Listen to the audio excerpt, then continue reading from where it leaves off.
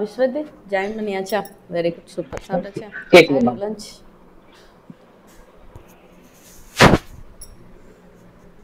Had your lunch? Ma'am. Okay. Dharshini வரேன்னாங்க. Dharshini sent பண்ணிட்டாங்க. நீங்கள் ஏதாவது ஷேர் பண்ணி காட்டுன்னா காட்டிட்டுருங்க, நான் கூப்பிட்றேன். Okay ma'am.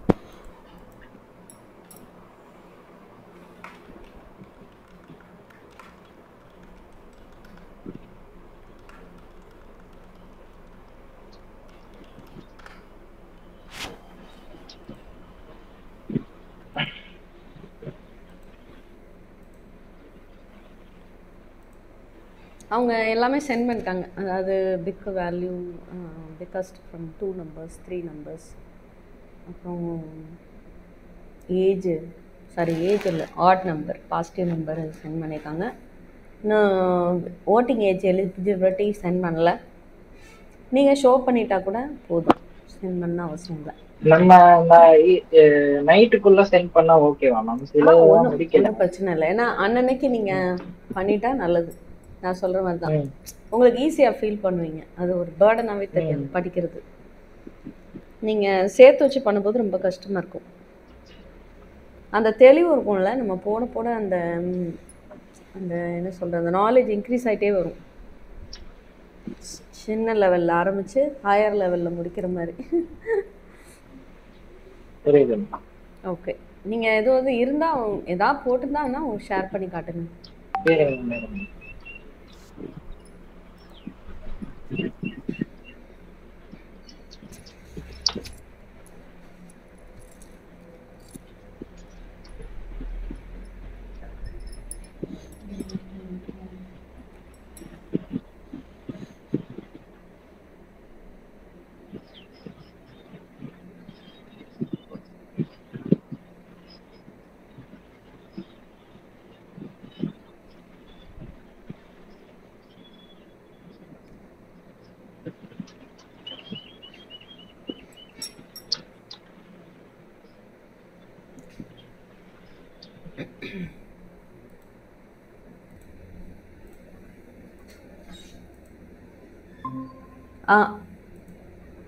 தர்ஷினி வந்தாச்சு. ஓகே, அப்படியே கிளாஸ்க்குள்ளே ஜம்ப் ஆயிடலாமா? சரி மேம். நீங்கள் ப்ரெசென்ட் பண்ணுறீங்களா? அதான் ப்ரெசென்ட் பண்ணலாம். பண்ணுங்க முடிச்சிடலாம்.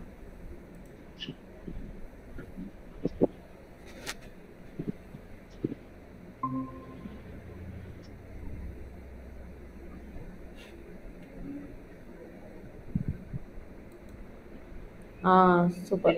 ஓகே. டிஃபரன்ஸ் ஈக்குவல் டு போடணும். நீங்கள் டிஃபரன்ஸை டபுளில் க்ரியேட் பண்ணியிருக்கீங்களா? லெஃப்ட் டு ரைட் ஸ்டோரா? ஈக்குவல் டு போடுங்க. ஓகே, இப்போ சேவ் பண்ணுங்க, ரன் பண்ணுங்க. அங்கே மேலே இன்ட் மெயின் செமிகோலன் வச்சுருக்கீங்கல்ல, அங்கே வராது, அங்கே வேண்டாம். எல்லா லைன்ஸும் செமிகோலன் வரும் முடியும் போது, பட் இங்கெல்லாம் தேவைப்படாது. அதை நான் ஒரு வாட்டி சொல்கிறேன் எப்படின்ட்டு. அந்த கன்ஃபியூஷன் இருக்க தான் செய்யும். நோ நேம் வரைக்கும் மட்டும் எரேஸ் பண்ணுங்க, பின்னில் சேவ் பண்ணுங்க. எரேஸ் அந்த நோ நேம் இருக்குல்ல, அது வரைக்கும் எரேஸ் பண்ணுங்க. போதும். இப்போ நீங்கள் டைப் பண்ணுங்க ஷார்ட்டா DIFF, அவ்வளோதான். .c. மவுஸ் யூஸ் பண்ணக்கூடாது. Alt C என்டர், இல்லாட்டி நான் Alt F9 நேரடியாக ப்ரெஸ் பண்ணேன்னா கம்பைல் ஆகிடும். Control F9 ரன் ஆகிடும். சூப்பர். ஸோ ஃபர்ஸ்ட் நம்பர் கொடுங்க, 7.2. சரி, ஏதாவது ஒன்று. ரொம்ப ஸ்பேஸ்லாம் விட வேண்டாம். ஸ்பேஸ் விட்டோம்னா அங்கேயே விட்டுருக்கணும். இங்கே உங்களுக்கு இன்புட்டில் கொடுக்கும்போது சி ப்ராப்ளம் பண்ண வாய்ப்பு இருக்குது. இப்போ இந்த ஸ்பேஸ் உங்களுக்கு தேவைப்படுதுன்னா நீங்கள் அப்பே கொடுத்துடணும். இல்ல மேம், நான் என்டர் பிரஸ் பண்ணல. நம்பர் பேட்ல இருக்க நம்பர்ஸ் யூஸ் பண்ணா அது என்டர் ஆயிட்டு போயிடும். அது யூஸ் பண்ணக்கூடாது. அதே தான். ரன் பண்ணுங்க again. Number pad, numeric pad தொடவே கூடாது. ஏன்னா டர்போ சி பழையது, அந்த கீ கோடு மாறும், அது எடுக்காது. அது சரிங்களா? ரன் பண்ணுங்க. 7.2 கிளியர் ஸ்கிரீன் கொடுத்தா பழைய அவுட்புட் எல்லாம் கிளியர் ஆயிடும். 7.2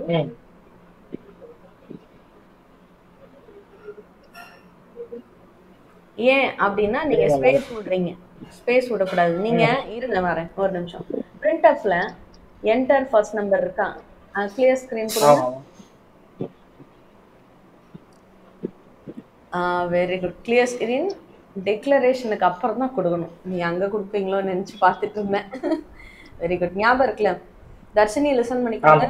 டிக்ளரேஷன்ன்றது மெமரி அலாட் பண்றது. டபுள் N1 N2 டிஃபரன்ஸ் அப்படின்னா 3 குழந்தை பெற்று 3க்கும் பேர் வைக்கிற மாதிரி.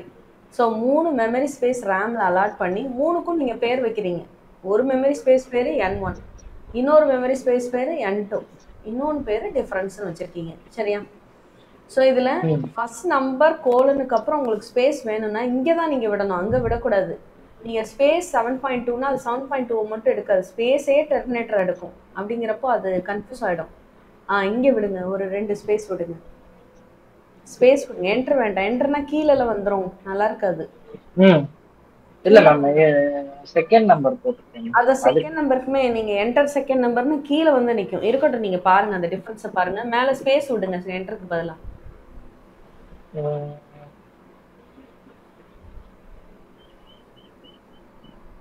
அங்கே ஸ்பேஸ் விடுங்க. ஃபர்ஸ்ட் நம்பர் கோலனுக்கு அப்புறம் ஒரு 3 ஸ்பேஸ் அந்த மாதிரி விடுங்க. நீங்கள் தேவைப்படுறதுல பார்க்க நல்லா இருக்குன்னு நினைக்கிறீங்க இல்லையா? ஸ்பேஸ் போடுங்க. அங்கே ஆரோ கீ தான் யூஸ் பண்ணணும், மவுஸ் யூஸ் பண்ணக்கூடாது. இன்னும் ஒரு ஸ்பேஸ் விடுங்க. போதுமா? இன்னும் கொஞ்சம் வேணும்னா நீங்கள் விட்டுக்கலாம். இங்கே நீங்கள் ஸ்பேஸ் விடும்போது இன்னும் ஸ்பேஸ் விட்டுக்கோங்க.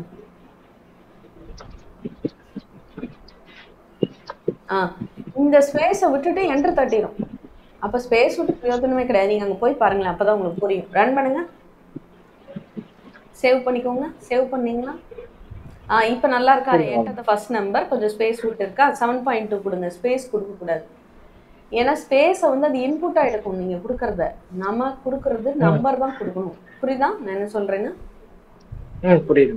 என்டர் தட்டுங்க. இப்போ பாருங்க, என்டர் த செகண்ட் நம்பர். என்னாச்சு? இல்ல என்டர் தட்டனோனே பேக் ஸ்கிரீன் வந்துருச்சு. ஏறுங்க, கெட் சிஹெச் போட்டுறேன். அப்படினாலுமே ப்ரோக்ராம் டெர்மினேட் ஆச்சுன்னா வெளியே வந்துடும். நீங்கள் Alt W ப்ரெஸ் பண்ணுங்க. Alt Wல யூசர் ஸ்க்ரீன் திரும்ப போய் பார்ப்போம் என்ன இருக்குன்ட்டு. அங்கே எரர் கோட் என்ன வந்திருக்குன்னு பார்க்கலாம். Alt W என்ன சொல்லியிருக்குன்னு பார்ப்போம். Alt W Alt ப்ரெஸ் பண்ணிட்டு இதில் யூசர் ஸ்க்ரீன் திரும்ப போங்க. Alt F5 ஷார்ட்கட் வந்து நேரடியாக ப்ரெஸ் பண்ணலாம், இல்லை இப்படி போகலாம்.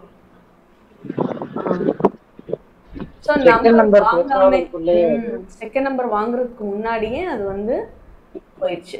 ஓகே, என்டர் கார்பேஜ் கலெக்ஷன் இருந்திருக்கும், அந்த கார்பேஜ் கலெக்ஷன் வச்சு கால்குலேட் பண்ணுது. ஓகே, ஸோ ஏன்னு பார்க்கணும். பஃபர் ஏன் கிளியர் ஆகலன்னு தெரில. ஓகே, இப்போ அகைன் நம்ம ரன் பண்ணி பார்க்கலாம். ஒரு என்ட்ரு கொடுக்கணும். நீங்க வேகமா என்ட்ரு தட்டக்கூடாது. அங்க வந்து கீ ரொம்ப முக்கியம். இன்புட் வாங்குறோம் இல்லையா, அந்த இடத்துல நீங்க பேக் ஸ்பேஸு ஸ்பேஸு அப்படின்னு நீங்க பண்ணீங்கன்னா கூட அதெல்லாம் ஒரு நேரம் என்ட்ரி ஆகும். அதனால கரெக்டா நம்பர் மட்டும் கொடுத்து ஒரு என்ட்ரு தான் அடிக்கணும். அதுவும் நீங்க நியூமெரிக் பேட்ல அடிக்கக்கூடாது, நார்மல் என்ட்ரு தான் தட்டணும். அதெல்லாம் இருக்கு. நியூமெரிக் பேடே மறந்துருங்க. சரியா? ரன் பண்ணுங்க. டர்போ C++ன்றதுனால. ஓகே, 0.2 என்டர், ஒரே ஒரு என்டர். இப்போ பாருங்களேன், ஸ்பேஸ் விட்டுட்டு நீங்க என்டர் தட்டி இருந்தீங்களா? 2 என்டர். ஒரு என்டர் தான் மேம்.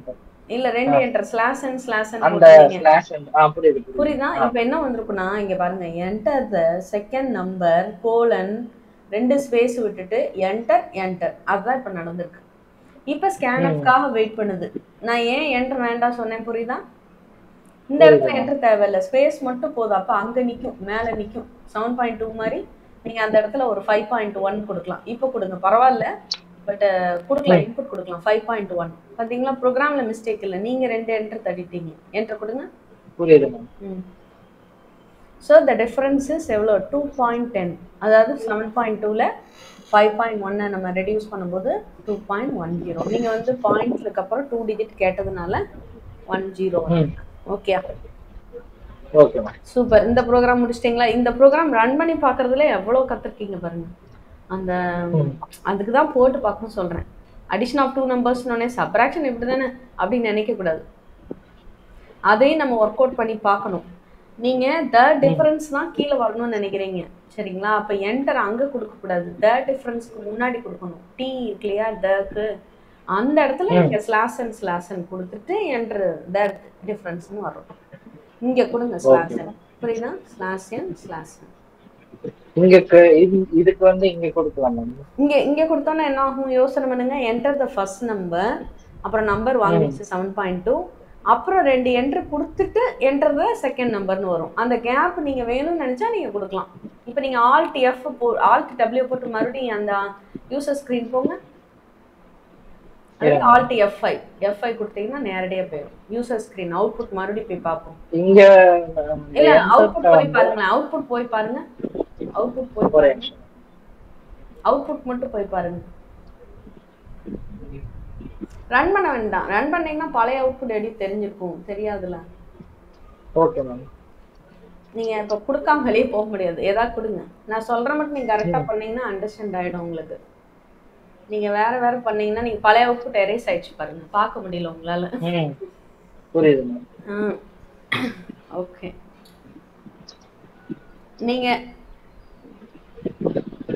நீங்க இங்க கொடுக்க கூடாது என்டர் வந்து.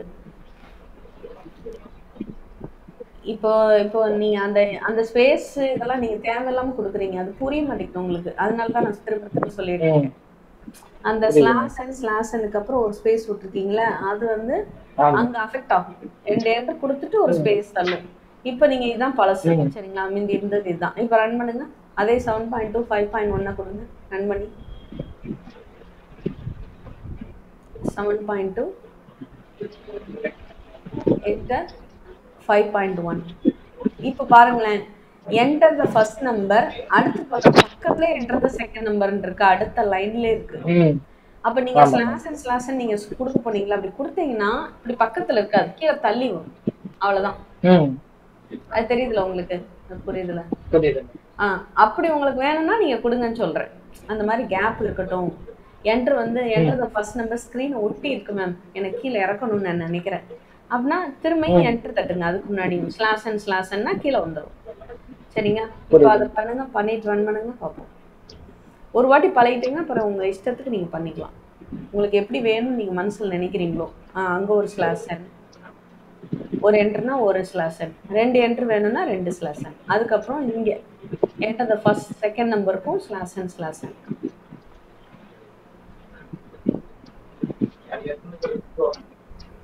அது மாதிரி என்டர் த செகண்ட் நம்பருக்கு அப்புறம் கோலன் வச்சு ஸ்பேஸ் விட்டுருக்கோம். இந்த ஸ்லாஷன் தேவையில்லை, இன்னும் ஒரு ஸ்பேஸ் வேணா விட்டுக்கலாம். அவ்வளவுதான். இப்போ இந்த டிஃபரன்ஸ் இருக்குல்ல, அது கீழே இறக்கி வரணும். அப்போ த டிஃபரன்ஸ் இஸ் அப்படின்றதுக்கு முன்னாடியும் ஒரு ஸ்லாஷன், அங்கேயும் ஒரு ஸ்லாஷன்.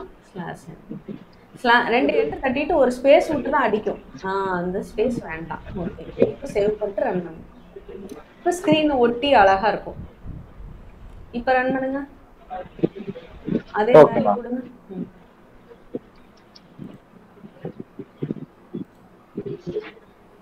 7.2 என்டர் 5.1 நீட்டா இருக்கு பாருங்க. என்டர் பக்காவா இருக்கா, அந்த இம்ப்ரூவ்மெண்ட் தெரியுது. சோ நீட்டா என்டர். ஸோ நம்ம வந்து கற்பனை பண்ணிக்கணும் சரியா. எனக்கு அவுட்புட் இப்படிதான் வேணும், எனக்கு அவுட்புட் சென்டர் ஆஃப் த ஸ்கிரீன்ல வேணும். சம்டைம் அப்படி கூட நாங்க கேட்போம். சென்டர் ஆஃப் த ஸ்கிரீன்ல எப்படி உங்க நேமை கொண்டு வந்தீங்களோ அதே மாதிரி என்டர் த ஃபர்ஸ்ட் நம்பர் கொடுத்த உடனே ஸ்கிரீன் கிளியர் ஆயிடணும். அகைன் அதே சென்டர் ஆஃப் த ஸ்கிரீன்ல என்டர் த செகண்ட் நம்பர் வரும். கொடுத்த உடனே மறுபடியும் ஸ்கிரீன் கிளியர் ஆயிடும். கிளியர் ஆனதுக்கு அப்புறம் அதே சென்டர்ல த டிஃபரன்சஸ் அப்படின்னு வரணும். அப்படிலாம் சொல்லுவோம் நாங்க, மிந்தி படினா சொல்லுவோம். அது மாதிரி நீங்க ட்ரை பண்ணி பார்க்கலாம், உங்களால முடியுதான்னு. கிளியர் ஸ்கிரீன் யூஸ் பண்ணி இது பண்ணிக்கலாம் சரியா. இத மாதிரி நீங்க மத்தது ஃப்ரீ டைம்ல பண்ணுங்க சரியா. சூப்பர். ஸ்டாப் பண்ணிக்கோங்க. உங்களுக்கு சிரமம் நீங்க நினைக்க வேண்டாம். நம்ம கொஞ்சம் கரெக்ட் பண்ணோம்னு வச்சுக்கோங்களேன். நம்ம நேர்ல படிச்சா ஒரு ஃபீல் சொல்லுவாங்கல்ல நிறைய பேர், ஆன்லைனோட நேர்ல தாங்க நல்லதுமாங்கல்ல. அந்த மாதிரியே நம்மகிட்ட இருக்காது. நேரில் படிக்கிற ஸ்டூடெண்ட்ஸ்க்கு இன்னும் கேரிங் ஜாஸ்தியாக தான் இருக்கும். சாரி, ஆன்லைனில் படிக்கிற ஸ்டூடெண்ட்ஸ்க்கு இன்னும் கேரிங் ஜாஸ்தியாக தான் இருக்கும். ஏன்னா நான் வந்து விட மாட்டேன். ஒரு 6 பேர் இருக்காங்கன்னா 6 பேரையும் தனியாவது கூப்பிட்டு நீ இன்னும் சென்ட் பண்ணலன்னா எனக்கு தனியாவது காட்டுங்கன்னு சொல்லிடுவேன். அந்த ரேஞ்சில் இண்டிவிஜுவலாக அவங்கள எடுத்து வந்துடுவேன் ஃபாலோ பண்ணி. ஸோ அதான் நம்ம ஸ்பெஷலு. அந்த அந்த இண்டிவிஜுவல் கேர் இருக்கும் எப்பயுமே. தர்ஷினிக்கு இருக்கும். இப்போ தர்ஷினிகிட்ட நான் என்னெல்லாம் கரெக்ட் பண்ணியிருக்கேன், அவங்களுக்கு என்னெல்லாம் இது பண்ணியிருக்கேன்னு உங்களுக்கு தெரியாது. உங்களுக்கு ஏதாவது தேவைன்றப்போ நீங்கள் நல்லா பண்ணுறதுனால நான் விட்டுட்டேன். இல்லாட்டி தனியாக கூட கனெக்ட் பண்ண சொல்லி ஒரு நாள் பார்த்துருவேன் நான். அந்த மாதிரி சரியா?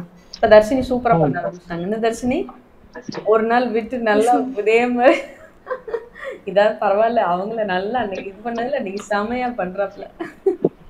புரிய வைக்க புரிஞ்சிடுச்சுன்னா அப்புறம் நம்ம இப்போ ஒரு பாதி வரைக்கும் தான் இவ்வளோ கேரிங் பண்ண வேண்டியிருக்கும்.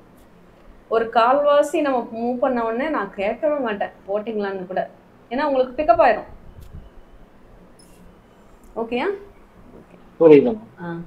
ஓகே, நீங்கள் மியூட் பண்ணிக்கோங்க. நான் கிளாஸ் பார்க்குறேன். நீங்கள் தேவைன்னா நீங்கள் அன்மியூட் பண்ணி என்கிட்ட பேசுங்க. ஓகே. ஸோ நம்ம இன்னும் பெண்டிங் வந்து ஆட் ஆர் ஈவன் வந்து தர்ஷினி சப்மிட் பண்ணிட்டீங்க. விஸ்வஜித் எனக்கு கொடுத்துருங்க. அதுக்கப்புறம் பாசிட்டிவ் நம்பர்ஸ் நெகட்டிவ் நம்பர்ஸும் தர்ஷினி சப்மிட் பண்ணியாச்சு. விஸ்வஜித் நீங்கள் கொடுத்துருங்க. இதில் வந்து ஆட் ஆர் ஈவனில் தர்ஷினி வந்து ஈக்குவல் டு 0 செக் பண்ணல. ஆக்சுவலாக N1 ஈக்குவல் டு 0 கொடுத்தாங்கன்னா 0ன்றது நம்ம ஆடு எடுக்க வேண்டாம், ஈவன் எடுக்க வேண்டாம்னு அது நத்திங். அது ஒரு ஸ்பெஷல் நம்பர் இல்லையா? அப்போது ஈக்குவல் டு 0னா செக் பண்ணியிருக்கணும். அப்போ த கிவன் நம்பர் இஸ் 0 அப்படின்னு எழுதணும். அந்த நம்பரே பிரிண்ட் பண்ணக்கூடாது. எப்படி எழுதுனா த நம்பர் இஸ் 0 அப்படின்னு எழுதக்கூடாது. The given number is 0 so it is neutral. அந்த மாதிரி ஏதாவது ஒரு இன்ஃபர்மேஷன் கொடுத்தீங்கன்னா நல்லாயிருக்கும். ஸ்பெஷலாக அவங்க கொடுத்ததே கொடுக்காம இட் இஸ் நியூட்ரல் அந்த மாதிரி எழுதிக்கலாம். இது வந்து ஒரு நியூட்ரல் மாதிரி. இதை ஆடை எவனும் சொல்ல முடியாது. அதே மாதிரி இதை பாசிட்டிவாக நெகட்டிவான்னு சொல்ல முடியாது. 0ன்றது ஸ்பெஷல் இல்லையா? ராமானுஜம் கொடுத்த 0ன்றது பெரிய மாற்றத்தை உண்டாச்சு மேக்ஸில். ஸோ அதனால் அந்த 0 ஸ்பெஷலாகவே நம்ம காட்டிட்டு போயிடலாம். பட் எனக்கும் தெரியாது 0ன்றது ஈவனா அப்படின்றது எனக்கு மேக்ஸ் லாஜிக் படி தெரியல. பட் நீங்கள் செக் பண்ணுறது இந்த மாதிரி 0வை ஸ்பெஷல் கேஸாக வச்சுக்கோங்க இந்த 2 சினாரியோலையுமே. அதுக்கப்புறம் ஓட்டிங் ஏஜ் 2 பேருமே எனக்கு கொடுக்கல. ஓட்டிங் ஏஜ் சிம்பிளாவது பண்ணுங்கள். பாசிட்டிவ் நெகட்டிவ் நம்பர் கொடுத்தா இன்வேலிட் சொல்கிற மாதிரி, 18க்கு மேலே கொடுத்தா கங்க்ராச்சுலேஷன் சொல்கிற மாதிரி, இல்லை அட்லீஸ்ட் 18க்கு அண்டர் ப்ராசஸ் சொல்லி அபவ் 18க்கு வேணால் நீங்கள் கங்க்ராச்சுலேஷன் ஓட்டிங் எலிஜிபிள் யூஆர் எலிஜிபிள்ன்ற மாதிரி சொல்லிடலாம். ரொம்ப கிரேட்டர் தான் 120 120 வயசு வரைக்கும் இருக்கிறவங்க இருக்கிறாங்கன்னு நினைக்கிறேன். 120க்கு மேலே 121ன்னு வந்தால் மட்டும்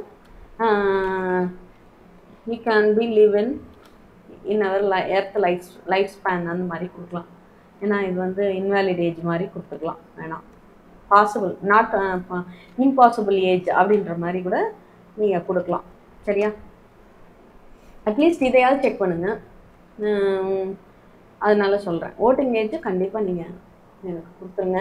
அதுக்கப்புறம் இபி கேல்குலேஷன்ஸ் கண்டிப்பாக பண்ணி பாருங்கள். இபி கேல்குலேஷன்ஸ் வந்து எப்படி பண்ணியிருக்கோன்னா ஒரு பர்டிகுலர் ரேஞ்சுக்கு இதுன்னு சொல்லியிருக்கோம். அதாவது 0 to 100 வரைக்கும் நோ அமௌண்ட்டுன்னு வச்சுக்கலாம். இல்லாட்டி நான் குறைஞ்ச பைசா மாதிரி வச்சுருப்பேன். நான் அப்போ பண்ணுறப்போ அந்த மாதிரி ஃப்ரீ இல்லை. ஸோ 25 பைசா அப்படின்னா 50 பைசான்னு வச்சுக்கலாமே. 100 அதாவது உங்கள் வீட்டில் எவ்வளோ யூனிட்ஸ் ஓடி இருக்குது அப்படின்றத நீங்கள் இன்புட்டாக வாங்கணும். 100 யூனிட்ஸ் ஓடி இருக்குது அப்படின்னா 100 யூனிட்ஸ் இன்ட்டு 50 பைசா. அப்போ என்ன வரணும்? 100 இன்ட்டு 50 பைசா. ஸோ அப்போது இபி பில் எவ்வளோ? 50 rupees. இவ்வளோதான். Your EB bill amount is 50 rupees அப்படின்னு சொல்லிடலாம். 101லேருந்து 200 வரைக்கும் சொன்னாங்கன்னா இப்போ 1 rupee 20 பைசான்னு வச்சுக்கோங்களேன். இது வரைக்கும் அப்படின்னா இங்கே என்னவா இருக்கும்? இப்போ வந்து எக்ஸாம்பிள் நான் வந்து 150 யூனிட்ஸ் எரிக்கிறேன். அப்போது 150க்கும் 120 rupees போட்டக்கூடாது.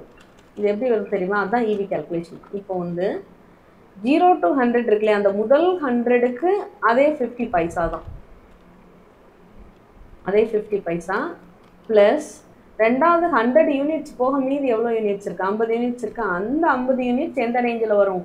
101லேருந்து 200 ரேஞ்சில் வரும். இதுக்கு வந்து 120 1 rupees 20 பைசா.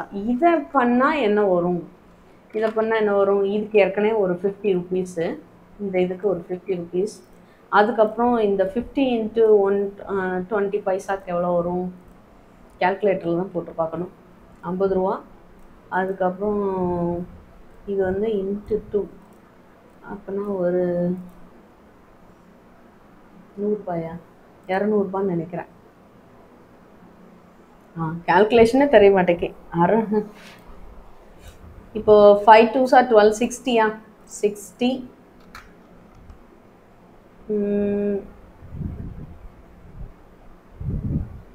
600 இதில் பாயிண்ட்டுக்கு அப்புறம் 60 ரூபா. ஓகே, அப்போ 160. ஸோ கரெக்டாக நினைக்கிறேன். 160 ரூபா, புரியுதுங்களா? 160 அப்படின்ற மாதிரி. அதாவது கேல்குலேஷன் வந்து முதல் 100க்கு இந்த 50, அடுத்த 100க்கு தான் இந்த 120 போடணும்.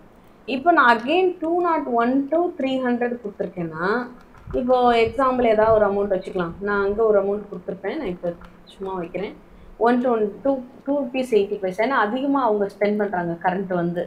இப்போது நான் யூனிட்ஸ் வந்து 250 யூனிட்ஸ் கொடுக்குறேன். அப்போ இந்த ரேஞ்சில் வருது. இந்த ரேஞ்சில் வருதுன்னா எடுத்தோன்னே 250 × 280 போட்டக்கூடாது. அது ஆர்டினரி கேல்குலேஷன். இபி பில்ல எப்படி பண்ணா, முதல் 100க்கு 50 பைசா, அடுத்த 100க்கு 120, ரிமைனிங் இருக்கக்கூடிய இப்போ ஒரு 17 வைக்கலாம். ரிமைனிங் இருக்கக்கூடிய 70க்கு இந்த 2 rupees 80 பைசா போடணும். இது தர்ஷனிக்கு விஸ்வஜித்துக்கு புரிஞ்சுதா? இதை மாதிரி கால்குலேட் பண்ணணும். இதுதான் இபி பில் கால்குலேஷன். அப்போ இஃப் கண்டிஷனில் இந்த ரேஞ்சு கொண்டு வரணும். இங்கே ஆண்ட் கண்டிஷன்ஸ்லாம் வரும், எந்த ரேஞ்சில் வருது அப்படின்னு. இதில் அபவ் 500க்கு மேலே போகுது அப்படின்னா நம்ம ஏற்கனவே இருக்க பில் அமௌண்ட்டோட அவங்களுக்கு வந்து ஒரு அவங்க எவ்வளோ பில் அமௌண்ட்டோ, இப்போ ஒரு 2500 பில் அமௌண்ட்டுன்னு வைங்க. இந்த 2500 20% அவங்களுக்கு ஃபைன் அதிகமாக ஸ்பெண்ட் பண்ணதுனால, 500 யூனிட்ஸ் மேலே பவர் அவங்க யூஸ் பண்ணதுனால அவங்களுக்கு 20 rupees 20% அவங்க பில் அமௌண்ட்டில் 20% எக்ஸ்ட்ரா கட்டணும். இந்த மாதிரிலாம் கொடுத்துருப்போம் அதில். ஸோ ரியல் டைம் சினாரியோ வரும்போது ரியல் டைமில் இப்படி தான் இருக்கும். நீங்கள் கால்குலேட் பண்ணுறதெல்லாம் இந்த மாதிரியெல்லாம் பண்ண வேண்டியிருக்கும். அதனால நீங்கள் இபி பில் கால்குலேஷனும் ட்ரை பண்ணிங்கன்னா இன்னும் நல்லா உங்கள் ப்ரோக்ராமிங் ஸ்கில் நல்லா இருக்கும். உங்களுக்கு ஃப்ரீ டைம் இருந்ததுன்னா அந்த வீடியோ பார்த்துட்டு கூட நீங்கள் ட்ரை பண்ணுங்கள். எப்படி அதை கன்வெர்ட் பண்ணுறது ப்ரோக்ராமிங்லாம் சொல்லியிருப்போம். இல்லைன்ற பட்சத்தில் நீங்கள் வந்து என்ன பண்ணுங்கள், இப்போ அந்த பொறுமை வேணும். அந்த 1 hour பார்த்தீங்கன்னா உங்களுக்கு எதை வேணாலும் கன்வெர்ட் பண்ண தெரியும். அந்த 30 hours அந்த 1 hour அது முக்கியமாக இருக்கும். அதுக்கப்புறம் சேலரி வந்து நீங்களே பண்ண ஆரம்பிச்சிடுவீங்க. இப்போ சேலரி எப்படி, இப்போ ஒரு பேசிக் பே ஒருத்தர் வந்து 10,000 ரூபா வாங்குறாருன்னா சேலரியை நம்ம பேரோல்னு சொல்லலாம், இல்லாட்டி சேலரின்னு சொல்லலாம். ஓகே, ஸோ பேரோல் நம்ம கொடுத்துருப்போம்னு நினைக்கிறேன். இப்போ 10,000ல் நிறைய அலவன்ஸ் கொடுப்பாங்க. உங்களுக்கு தெரிஞ்ச அலவன்ஸ்லாம் என்னென்ன இருக்குது? அலவன்ஸ்னால் எக்ஸ்ட்ரா. இப்போ ஒரு கிராமத்தில் படித்து போகிற ஆள் சென்னையில் ஒர்க் பண்ணுறாருன்னா அவருக்கு தனியாக வீடு வேணும். அப்போது ஹவுஸ் ரெண்ட் அலவன்ஸ்ன்னு கொடுப்பாங்க கம்பெனிலேருந்து. இவன் சொந்த ஊரை விட்டுட்டு என் கம்பெனிக்காக நீ இந்த ஊரில் வந்து கஷ்டப்படுறதுனால உனக்கு வந்து நான் அலவன்ஸ் மாதிரி கொடுக்குறேன்ப்பா. இவங்க வேலை அலைஞ்சிட்டே இருக்க வேலைன்னு வச்சுக்கோங்க. அந்த மாதிரி தொழில் கலெக்ஷன்ஸில் இருக்காங்க. அப்போ அலைஞ்சிட்டே இருக்கியா, நீ பைக் எடுத்து பெட்ரோல் போட்டு போகிற, அப்போ நான் உனக்கு ட்ராவலிங் அலவன்ஸ் தரேன். ஓகே, ரொம்ப சில வேலையெல்லாம் பார்த்தீங்கன்னா ரொம்ப உடம்புக்கு இந்த எக்ஸ்ரே யூனிட்ஸ்லாம் வேலை பார்க்குறவங்களுக்கு 6 மாதம் லீவ் கொடுத்துருவாங்க, 1 year ஒன்ஸு. ஏன்னா அந்த இல்லாட்டி 6 month ஒன்ஸ் 1 month லீவ் கொடுப்பாங்க. ஏன்னா உடம்பு வந்து ரீஜென்ரேட் ஆகிறதுக்கு அந்த டைமிங் 1 month அவங்க வந்து ஒர்க் பண்ண மாட்டாங்க, ரெஸ்ட்டில் இருப்பாங்க அந்த மாதிரி. ஸோ அந்த மாதிரி அதுக்கு ஒரு கணக்கு இருக்குது, எனக்கு அது தெரியல. Medical allowance. So medical allowance ஒவ்வொரு ஏரியாவுக்கு பொறுத்து இருக்கும். இதை பர்சன்டேஜில் கொடுப்பாங்க. இப்போ 10,000 ஒருத்தர் சேலரி வாங்குறாரு, அவர் வந்து நார்மல் அங்கே லேபராக இருக்காருன்னு வைங்க. 1 lakh ஒருத்தர் வாங்குறாரு. இப்போ 10,000 சேலரி வாங்குறவங்க எந்த மாதிரி வீட்டில் இருப்பாங்க? ஒரு 1000 ரூபா 1500 ரூபா ரெண்டில் இருக்கிறாங்கன்னு வச்சுக்கோங்க. அதே அளவு இவருக்கு கொடுக்க முடியுமா? மேனேஜராக இருக்கிறவர் 1 lakh வாங்குறவர் எவ்வளோ போவார்? 15,000 15,000 கிட்டத்தட்ட இருக்கக்கூடிய ஒரு வீட்டில் தான் போய் அவர் குடியிருப்பாங்க. அந்த ரேஞ்ச் மாறுது இல்லையா? அப்போ அவங்க வாங்குகிற பேசிக் பேயில் இவ்வளோ பர்சன்டேஜ் 15%, 15% அந்த ஹெச்ஆர்ஏ கொடுப்பாங்க 15% அப்படின்னு. இவங்களுக்குன்னா எவ்வளோ வரும்? அதே 15%னா 15,000 மாறிடும். அதே மாதிரி தான் அலவன்ஸும் அவங்கவுங்க சேலரியில் சில இதில் மெடிக்கல் அலவன்ஸ்லாம் ஃபிக்ஸடாக இருக்கலாம், பர்சன்டேஜாக இல்லாமல் ஃபிக்ஸடாக மந்த்லி 1000 அப்படின்னு இருக்கும். ஸோ இது மாதிரி நிறைய அலவன்ஸ் இருக்குது. டிஏன்னு சொல்லுவாங்க, டியர்னஸ் அலவன்ஸ். இந்த அலவன்ஸ் எல்லாம் நம்ம சொல்லியிருக்க கேல்குலேஷன் படி நீங்கள் கேல்குலேட் பண்ணணும். பேசிக் பே கேல்குலேட் பண்ணியாச்சுன்னா எல்லாமே அலவன்ஸ் எல்லாம் பர்சன்டேஜில் என்ன சொல்லியிருக்காங்களோ அதில் கால்குலேட் பண்ணும். ஒருவேளை பர்சன்டேஜில் சொல்லலை ஃபிக்ஸடாக இருக்குன்னா அவங்ககிட்ட என்ட்ரி வாங்கிக்கணும். இப்போ லோன் அமௌண்ட்டு ஒவ்வொருத்தரும் ஒரு மாதிரி லோன் அமௌண்ட் எடுத்திருப்பாங்க. அப்போ ஒவ்வொருத்தருக்கும் என்ட்ரி வாங்க வேண்டியிருக்கும். லோன் அமௌண்ட் என்ட்ரி வாங்கிட்டு அதுக்கப்புறம் பிஎஃப்பும் அப்படி தான். இப்போ பேசிக் பே வந்து இவ்வளோனா 10% இல்லை 8% நான் பிஎஃப் பிடிச்சிடுறேன், 12% பிஎஃப் பிடிச்சிடுறேன்னா அவங்க சேலரியிலேருந்து பிஎஃப் பிடிச்சிடுவாங்க. அப்போ என்ட்ரி வாங்க வேண்டாம், பேசிக் பே வாங்கினா மட்டும் போதும். அதுலேருந்து பர்சன்டேஜ் கண்டுபிடிச்சிடலாம். எப்படி கண்டுபிடிக்கிறது? 8%, 10,000 × 8/100. சரிங்களா? அது மாதிரி பண்ணோன்னா நமக்கு கிடச்சிடும். நீங்கள் கேல்குலேஷன்லாம் பண்ணுங்கள். நிறையா வந்து தப்பாக வரும். நம்ம கரெக்டாக போடலன்னு வச்சுக்கோங்க, லிட்ரல் வேல்யூலாம் கரெக்டாக போடல. இப்போ ஃப்ளோட்டுக்கு வந்து நான் என்ன சொல்லியிருக்கேன், 5.0 அப்படின்னு கொடுக்கும். அது பதிலாக 5.0Fன்னு கொடுக்கணும். 5.0 அப்படின்றது வந்து டபுளாக எடுத்துக்கும். வெறும் 5 கொடுத்தீங்கன்னா அது வந்து இன்டீஜராகவோ லாங்காக தான் எடுக்கும். தவிர பாயிண்டில் கொடுக்கும்போது தான் அது ஃப்ளோட்டாகவே கன்சிடர் பண்ணும். ஸோ இதெல்லாம் இருக்குது. இங்கே எங்கேயாவது நீங்கள் மிஸ் பண்ணிங்கன்னா வராது கரெக்டாக. ஸோ அதனால் பேசிக் பேரோல் கால்குலேஷனும் போட்டு பாருங்கள். இபி மாதிரியே இஃப் கண்டிஷன்ஸில் நீங்கள் தரவாக இருக்கணும்னா இதை நீங்கள் எழுதுனீங்கன்னா இன்னும் உங்களோட ப்ரோக்ராமிங் ஸ்கில் கூடிரும். இதுக்கு நீங்கள் ஒரு நாள் ஸ்பெண்ட் பண்ணணும். நாளைக்கு சண்டே தானே, நாளைக்கு நம்ம கிளாஸ் வேண்டாம், அந்த ரெண்டையும் எனக்கு நான் பண்ணிட்டேன்னு நீங்கள் சொல்லணும். பண்ணிட்டேன்னா இங்கே எங்கே தப்பாக இருக்குது, நான் ட்ரை பண்ணேன் ஆனால் எனக்கு இதெல்லாம் வரலன்னு நீங்கள் சொல்லணும். சொல்லுவீங்களா? எப்படி? அந்த நாளைக்கு ஒரு நாள் போதுமா அந்த ரெண்டும் பண்ணுறதுக்கு? அது ஆஸ் யூஷுவல் முடிச்சிருங்க. இந்த ரெண்டும் பண்ணுறதுக்கு நாளைக்கு நீங்களாக எழுதணும். நீங்கள் வீடியோ வந்து இபிக்கு பார்த்துக்கோங்க நம்ம இதை. ஆனால் கீழே உள்ள அந்த அடுத்தது வந்து பேரோல் இருக்கும், அதை நீங்களாக ட்ரை பண்ணணும். இபியை பார்த்து பண்ணிங்கன்னா இது ட்ரை பண்ணிடுவீங்க. பண்ணலாமா Viswajit and Dharshini? Yes ma'am. பண்ணலாமா? Okay, super. ட்ரை பண்ணிட்டீங்கன்னா மண்டே இன்னும் தெளிவாயிடுவீங்க. இன்னும் நான் சூப்பராக அடுத்த கிளாஸ் போகலாம். நம்ம வந்து இப்படிலாம் நீங்கள் பண்ணும்போது தான் நான் ஸ்விட்ச் வரும்போதே உங்களுக்கு சும்மா தேட்டர் புக்கிங் கான்செப்ட்டு இந்த மாதிரிலாம் பண்ணலாம். நல்லாயிருக்கும். அது சும்மா சாதாரணமாக பண்ணாமல் கொஞ்சம் அட்வான்ஸாக பண்ணலாம். நம்ம வந்து நல்லாயிருக்கும் உங்களுக்கு. நீங்கள் காலேஜ் போனீங்கன்னா தெரியும் இதனுடைய அருமை, எப்படி இருக்கீங்க மற்றவங்களோட நீங்கள் அப்படின்றது. நான் சொல்கிறத மட்டும் நீங்கள் ஒர்க் பண்ணால் போதும். சரியா? வேறு எக்ஸ்ட்ரா எதுவுமே பண்ண வேண்டாம். இதை மட்டும் ஒர்க் பண்ணிட்டே வாங்க. 30 டேஸில் சூப்பராக ஆயிடுவீங்க. ஓகே, நாட் 13லாம் கிடையாது, ஒரு 2 வீக்ஸ்லேயே நல்லா வந்துடுவீங்க. நம்ம கான்செப்டெல்லாம் என்னால் வேகமாக போக முடியும் நீங்கள் ஒர்க் பண்ணீங்கன்னு வச்சுக்கோங்க. ரொம்ப டைம் ஸ்பெண்ட் பண்ண வேண்டாம், டக் டக் டக் டக்குன்னு முடிச்சிடலாம் நம்ம. நீங்கள் ஈஸியாகவும் ஃபீலும் பண்ணுவீங்க. சரியா? ஆனால் இந்த டைம் நீங்கள் ஸ்பெண்ட் பண்ணணும். அது உட்கார்றது தான் கடினம். சொல்கிறது ஈஸி தான், ஆனால் நமக்கு அந்த பொறுமையாக உட்காந்து போடுறது அது அதிக நேரம் எடுக்கும். அதனால உட்கார மாட்டேங்குது. நீங்கள் அதெல்லாம் ஷார்ட்ஸ்லாம் நிப்பாட்டிட்டு, ஏன்னா இப்போல்லாம் யூடியூப் ஏதோ ஒன்று பார்த்தா கூட சைடில் வேறு எதாவது வந்தால் அதில் மூழ்கிடுவோம். யாராக இருந்தாலும் சரி, நானாக இருந்தாலும் சரி தான். அவ்வளோ டைவர்ஷன் இருக்குது. நீங்களாம் ஆக்சுவலாக டேலண்டட் தான் உண்மையிலே. ஏன்னா அவ்வளோ டைவர்ஷனுக்கு இடையில படிக்கிறீங்க. இப்படி நான் வீடியோ காலில் ஏதாவது யார்ட்டையாவது சொல்லிட்டு இருந்தேன்னா என் பையன் படிக்கும்போது என்கிட்ட சொல்லுவான், நாங்கள்லாம் உங்களை விட டேலண்டடாலாம் ஆள், இவ்வளோ டைவர்ஷனுக்கு இடையில இவ்வளவாது படிக்கிறோம் நீங்கள் நினைங்க அப்படின்னு சொல்லுவான். எனக்கே சொல்லுவான். இவன் முன்னாடி ஒன்றும் சொல்லக்கூடாது போலன்னு நினைப்பேன் நான். அவனே அவன் பெருமையாக நினச்சிக்குவாங்க. ஸோ இப்போ நிஜமாவே இப்போ அப்படி தான் இருக்குது. டைவர்ஷன் வந்து உங்களுக்கு நிறையா இருக்குது. இதுக்கு இடையில நீங்கள் படித்து வரணுன்றது உண்மையிலே சூப்பர் தான். எங்களை விட நீங்கள் டேலண்டட் தான் இருக்கீங்க ஆக்சுவலி. ஓகே, ஸோ அடுத்து நம்ம இப்போ இஃப் நீங்கள் தரவானதுனால நான் ஃபார் போயிடுறேன். ஃபார் இன்னைக்கு நடத்திடலாம். பட் இஃப் கண்டிஷன்ஸ் நீங்கள் எழுதும்போது டவுட் இருக்குன்னா நான் திரும்ப சொல்லித்தரேன். ஓகே, ஃபார் போயிடுறேன். ஓகே, இப்போது லூப்புன்னு சொல்லுவாங்க ப்ரோக்ராமிங் கான்செப்டில். நீங்கள் இஃப்பாக இருக்கட்டும், ஃபாராக இருக்கட்டும், ஒயிலு, டூ ஒயிலு, அப்புறம் ஸ்விட்சு, இதெல்லாம் நீங்கள் சியில் வந்து படிக்கிறது மட்டும் கிடையாது. நீங்கள் என்கிட்ட C++, Java, Python, PHP, .NET என்ன படித்தாலும் சரி, இப்போ இருக்க ஜாங்கோ என்ன படித்தாலும் இதெல்லாம் மாறவே மாறாது. இது ஃபங்க்ஷன் கான்செப்ட்லாம் படிப்போம். ஃபங்க்ஷனு, குளோபலு, லோக்கலு, இதெல்லாம் வந்து மாறவே மாறாது. நீங்கள் சியில் படிக்கிறது தான். அது வந்து ஒரு லாஜிக் மாதிரி வச்சுக்கோங்க. தரவாக இதில் இருந்தீங்கன்னா, சி லாங்குவேஜில் இருந்தீங்கன்னா, மற்ற லாங்குவேஜில் சின்டாக்ஸ் மட்டும்தான் மாறும். சின்ன சின்ன மாற்றங்கள் தான் இருக்கும். உங்களுக்கு நிறையா கான்செப்ட் சியில் தரவாயிடும். அதனால தான் சி வந்து ஒரு பேசிக் ப்ரோக்ராமிங் ஸ்கில் வளரணுன்னா சி தான் படிக்க சொல்லுவோம் நாங்கள். சரிங்களா? ஸோ அதில் லூப் அப்படின்றது ஒரு நமக்கு வந்து ஒரு 3 விதமான லூப் இருக்குது இங்கே சி லாங்குவேஜில். ஒன்று வந்து ஃபார் லூப்பு, இன்னொன்று வந்து while லூப்பு, வந்து டு while. ஓகே, ஸோ இதில் ஃபார் லூப் அப்படின்றது பார்த்தீங்கன்னா நம்பர் ஆஃப் டைம்ஸ். லூப்புனால என்னது? ரிப்பீட்டேஷன், கண்டினியூஸாக. எனக்கு ஒரு 10 ஸ்டேட்மெண்ட் இருக்குது, ஒரு பிரிண்ட்எஃப் இருக்குது, ஒரு ஸ்கேன்எஃப் இருக்குது, அதுக்கப்புறம் ஒரு கேல்குலேஷன்ஸ் இருக்குது, அதுக்கப்புறம் அகெயின் ஒரு பிரிண்ட் இருக்குது. இந்த டாஸ்க்கை, இந்த பர்டிகுலர் டாஸ்க்கை வந்து எனக்கு ஒரு 10 வாட்டி எனக்கு ரிப்பீட் பண்ணணும் அப்படின்னா நான் என்ன பண்ணணும்? இந்த ஸ்டேட்மெண்ட்டை 10 வாட்டி காப்பி பேஸ்ட் அடிக்கணும். கீழே கீழே எனக்கு என்டர் தட்டி 2வது வாட்டி 3வது வாட்டி இப்படி காப்பி பேஸ்ட் அடிக்கணும். அதுக்கு பதிலாக நீங்கள் என்ன செய்யலாம் அப்படின்னா, இதை லூப்பில் நம்பர் ஆஃப் டைம்ஸ் எனக்கு ரிப்பீட் பண்ணணும், இது 10 டைம்ஸ் ரிப்பீட் பண்ணணும் அப்படின்னா 10 டைம்ஸுக்கு நீங்கள் வந்து ஒரு ஃபார் லூப் எழுதிடலாம்.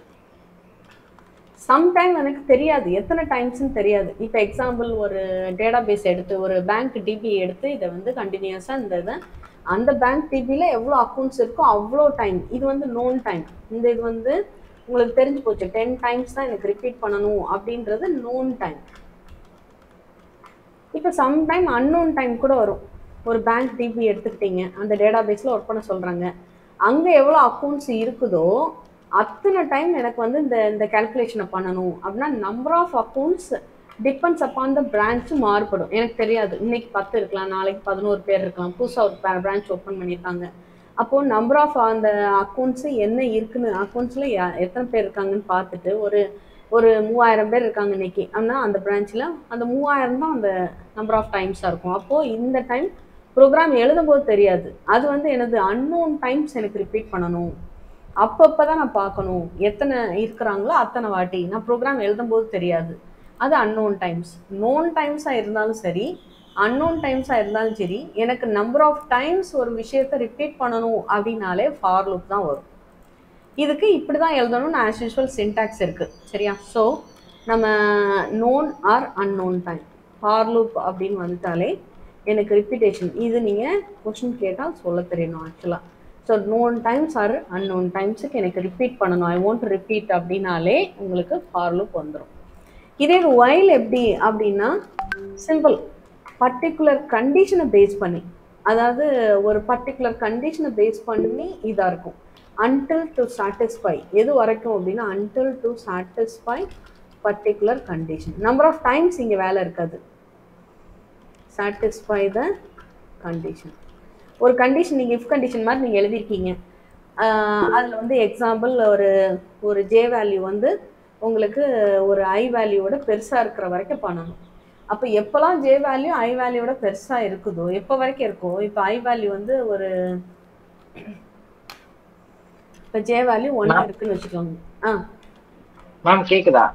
நீங்க ஸ்கிரீன் ஷேர் பண்ணலையா என்னன்னு தெரியுமா? ஐயோ, ஸ்க்ரீன் ஷேர் பண்ணலன்னா சொல்லுங்க, நான் ஸ்க்ரீன் ஷேர் பண்ணாம நடத்தவே மாட்டேன். இல்ல மேம், ஸ்கிரீன் ஷேர் பண்ணல, அதான் சரி. நான் நீங்க என்டர் பண்ணலாம், தாராளமா என்டர் பண்ணலாம். சாரி, நான் சம் டைம் இந்த மிஸ்டேக் நடக்கும். இங்க பாருங்க, இதை ஃபுல்லா ஸ்க்ரீன்ல டைப் பண்ணி சொல்லி கொடுத்துட்டு இருக்கேன். ஸ்க்ரீன் ஷேர் பண்ணாம உங்களுக்கு புரியவே புரியாது. இவ்வளோ நேரம் நீங்க சொல்லவே இல்லை. தர்ஷினி, எப்பயுமே ஸ்க்ரீன் ஷேர் பண்ணலாட்டி சொல்லிடணும். நீயும் அப்படியே காத்து வாக்கில் தான் கேட்டுட்டு இருக்கீங்களா? காத்து வாக்கில் 2 காதல்மாங்கல்ல, அது மாதிரின்னு 2 பேரும் ஸ்க்ரீனே பார்க்காம கேட்டிருக்கீங்க. ஆனா புரிஞ்சது மேம். ஆனா ஸ்கிரீன் ஷேர் பண்ணும்போது இன்னும் நல்லா இருக்குமே. ஆமா, நல்ல வேலை. விஸ்வஜித் முடிச்சோடனே சொல்லலாம், நீ இப்பயா சொன்னீங்க. தர்ஷினி, என்னாச்சு, நீ பார்க்கலையா? புரியலையா? புரியுது மேம். நான் வந்து ஸ்க்ரீன் ஷேர் பண்ணாமல் கிளாஸே எடுக்க மாட்டேன், நான் ஞாபகம் வச்சுக்கோங்க, சரியா? சும்மா ஜென்ரலாக பேசுறது அப்படின்னாலுமே நான் ஸ்க்ரீன் ஷேர் பண்ணி எங்கேயாவது உட்காந்துட்டு தான் பேசிகிட்டு இருப்பேன். விஸ்வஜித்தை ஷேர் பண்ணோடனே நான் ஷேர் பண்ண மறந்துட்டேன். என்னோட மிஸ்டேக்ஸ் தான். நீ எப்படின்னா சொல்லிவிடுங்க, சரியா? இதை தான் நான் சொன்னேன். இபி கேல்குலேஷனில் நான் டைப் பண்ணி காட்டினேன்.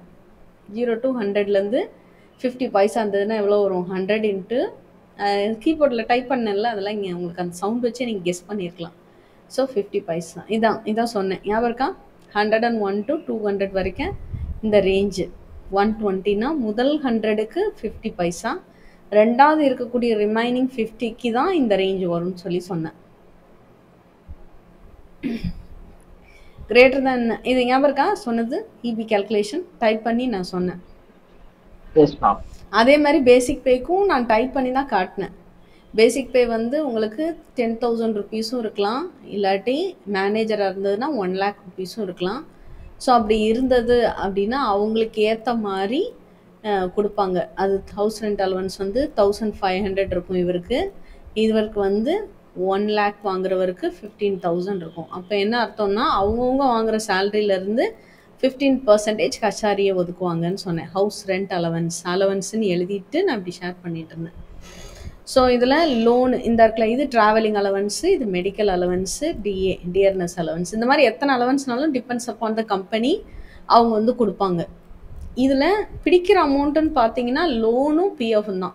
லோன் வந்து கழிப்பாங்க அவங்க சேலரியில், பிஎஃப்பும் கழிப்பாங்க. ஏன்னா பிஎஃப் வந்து பிடிச்சிட்டு அவங்க வேலையை விட்டு போகும்போது கொடுப்பாங்க. பிஎஃப்ல என்ன அட்வான்டேஜ் அப்படின்னா இப்போ